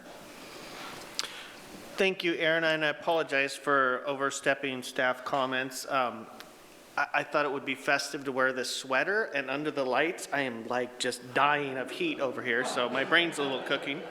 So I'll bring it back to the rest of the staff. Does any other staff member have any parting comments for the last meeting of the year? I just want to say thank you to the council too, and then the city and everybody that I work with. I know I required some extra safety measures, which really panned out in PD and fire, and the counselors, Councilor Riker, Councilor Marshall, and then just the support from the X team and everybody here. I really appreciate it. It goes a long way, and the success of the city and public safety is because of the support and this wonderful community that stepped up. So thank you to everyone, and I hope you enjoy your holidays. Thank you. Anyone else? We need a motion to go past 9. Okay. So I will ask council for a motion to go past 9. We do have some URA information or some actions that we need to deal with. So I would look for a motion to go past 9, and then I so motion. Victoria motions and Rick seconds. Quick vote. Rob? Rick? Yes. Eric? Yes. Seth? Yes. Victoria? Yes. Indra, you want to go past 9? Not really, but I'll say yes. Well, tell us how you really feel, Indra. All right, we're going to go past 9, and then I'd be looking for council to adjourn this city council meeting because we have done all the business we need and convene into urban renewal. So I'll need a motion from council. Victoria? I motion to adjourn and enter into URA. With a second from Seth? Perfect. Rob? Yeah. Rick? Yes. Eric? Yes. Seth? Yes. Victoria? Yes. Indra? Yes. Okay, perfect. We're going into the URA, and the first item on the agenda is resolution of Grants Pass Urban Renewal Agency authorization indebtedness for water treatment plant. And I guess you've already given presentation, but you're going to reiterate a little bit. So I'm just going to give the highlights. You approved the ordinance to issue $65 million worth of bonds on the water utility rates. Again, this was at the suggestion, really strong suggestion of our professionals that we have under contract for our municipal advisor and our bond counsel. The contributions from the URA don't necessarily count in the calculation, but the IGA will show a formal commitment by the URA to the water treatment plant and the construction, and we hope that looks favorable when it comes to bond rating. So with that being said, this is the approval of that IGA to be that formal acknowledgement. And with that, I'll take any questions. Any questions from council? Victoria? I move to approve the Grants Pass Urban Renewal Agency authorizing indebtedness for the water treatment plant. Oh, can we do it? So we were just at questions, but thank you for jumping the gun. So any further questions? Inder, do you have any questions? No, I don't. Thanks. Okay. All right. If there's no questions, we do have to open this up for public comment. So at this time, any member from the public can come up and make comments in regards to this action for the Urban Renewal Agency, which is Grants Pass Urban Renewal Agency authorizing indebtedness for water treatment plant. We only have two lowly souls here, so I don't see anybody else. I'll bring it back to council for further discussion or action. Now you can speak, Victoria. Well, I just repeat my motion to approve the Grants Pass Urban Renewal Agency authorizing indebtedness for water treatment plant. Okay, I'll be looking for a second. Seth? Seconded. Any further discussion? All right, Rob? Yes. Rick? Yes. Eric? Yes. Seth? Yes. Victoria? Yes. Indra? Yes. Thank you. Resolution passes. Second on the urban renewal agenda is resolution authorizing Grants Pass Urban Renewal Agency to enter into a contract with First 40 Feet to prepare the Midland-Washington Redevelopment Opportunity Plan. And it looks like Brad's going to lead us in the presentation. Yes, thank you, Mayor, members of the council. So the pump's already been primed a little bit on this topic tonight. This is the formal agreement that we have been talking about for a few months now. So it's a resolution. The contract is specifically with First 40 Feet, and it's to prepare a mixed-use redevelopment plan, what city manager referred to several months ago as an opportunity plan, along with a commercial market study. So it's kind of a two-part piece to the agreement. And this is on the property there, the 8 acres that's owned by the Urban Renewal Agency on Washington, Midland, and 6th Street. There's two main council goals that it applies to: economic growth and housing. You've seen this a couple of times. This is the property. It's bounded by Washington, the Hillcrest Fire Station. You can see right here, this is taken from the north and looking south. So the Hillcrest Fire Station is adjacent to it, Dairy Queen over here. So it's got a little bit of frontage on 6th Street, quite a bit on Midland, and then on Washington. So here's some of the background that you already know. URA acquired the property in December. Council directed staff to proceed with this opportunity plan in June. We put out the RFP in October. We got 4 valid responses. November, we had a review committee that met to score those. December 1, Dana brought to you some URA implementation, a 5-year implementation strategy update. And as part of that URA implementation update, we talked about having this plan. And so kind of at a conceptual level, the board confirmed keeping this as a part of that 5-year implementation strategy at your December 1 workshop.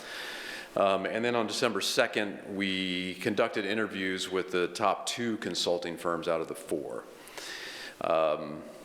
I won't go over all the words here, but I just wanted to show you the scoring criteria that the review committee used.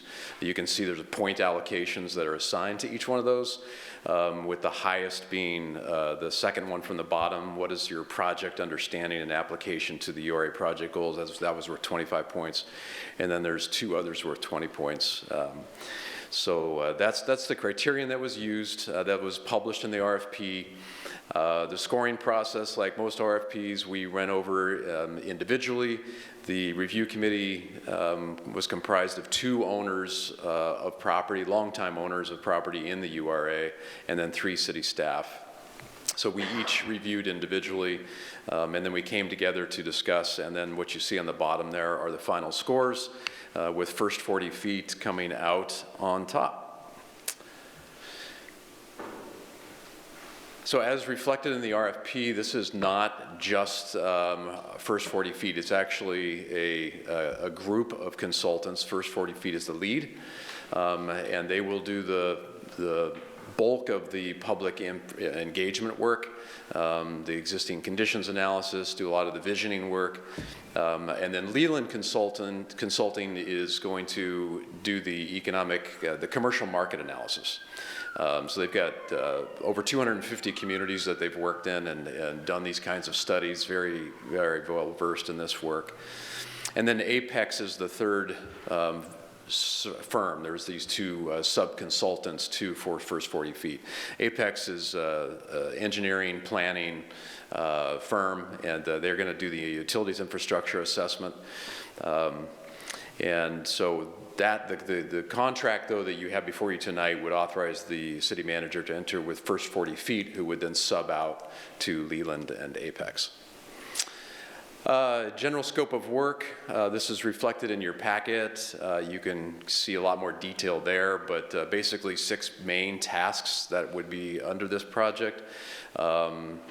Kicking off in January with a kickoff meeting, and then the community engagement piece has kind of goes throughout the project, but the majority of it, I guess the 2 main pieces would be 2 workshops, a visioning workshop and then a design alternatives workshop.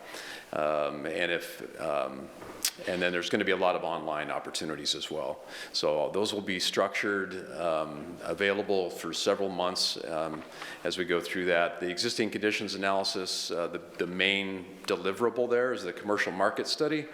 That's going to look at things like, absorption rates, rents, demand within the region, for multiple different types of land uses. And as you just talked about in your business meeting, the grocery store concept that the person came and talked to tonight, that can be integrated into. We have a lot of opportunity to work with them. One of the reasons we liked First 40 Feet was because they really come into this approaching it from what does the community really want?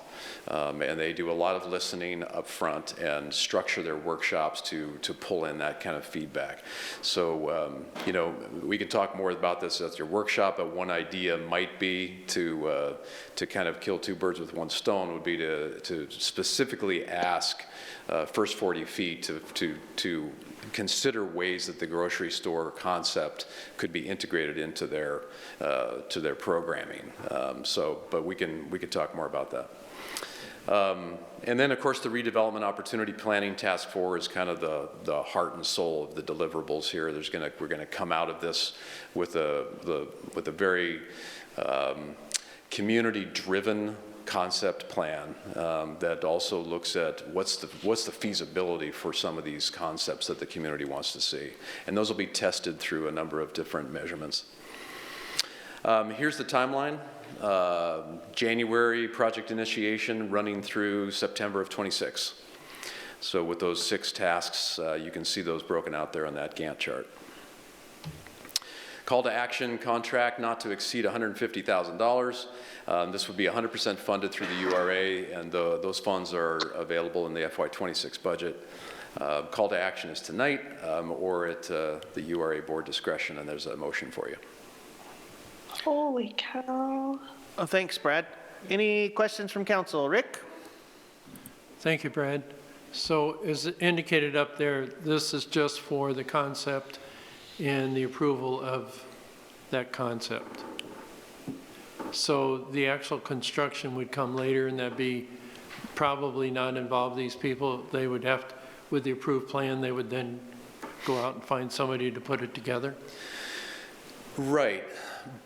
So when you're seeking developers for multi-million-dollar projects like what this could be, you know, there's a lot of benefit to a developer when they know that the community's already gone through a very robust process of what they would like to see on a property. It's really hard to overstate how important that can be to a developer, and particularly when it's combined with a regional market analysis, you know, that looks at some of those other factors that I talked about. So you're right. No, this does not have anything to do with the actual construction or development, but the plan would also include specific strategies for how to target developers that specialize in the kinds of things that the plan, you know, comes out with. So it'll be kind of the main tool that we would use for that kind of outreach. Okay, thank you. Yep.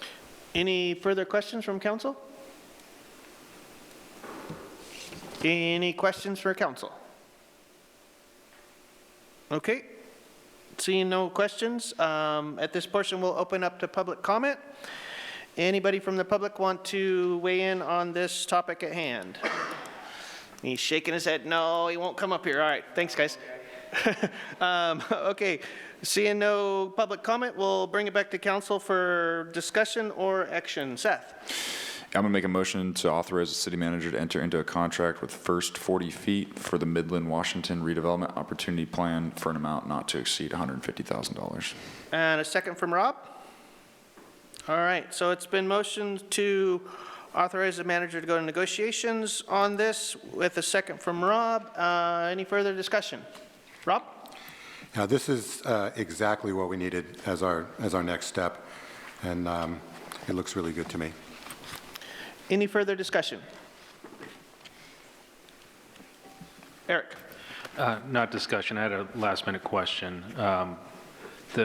Can we explain where that, exactly what pot of money and where that, if it was maybe a mistake and then it was already presented, but where's that 150 coming from?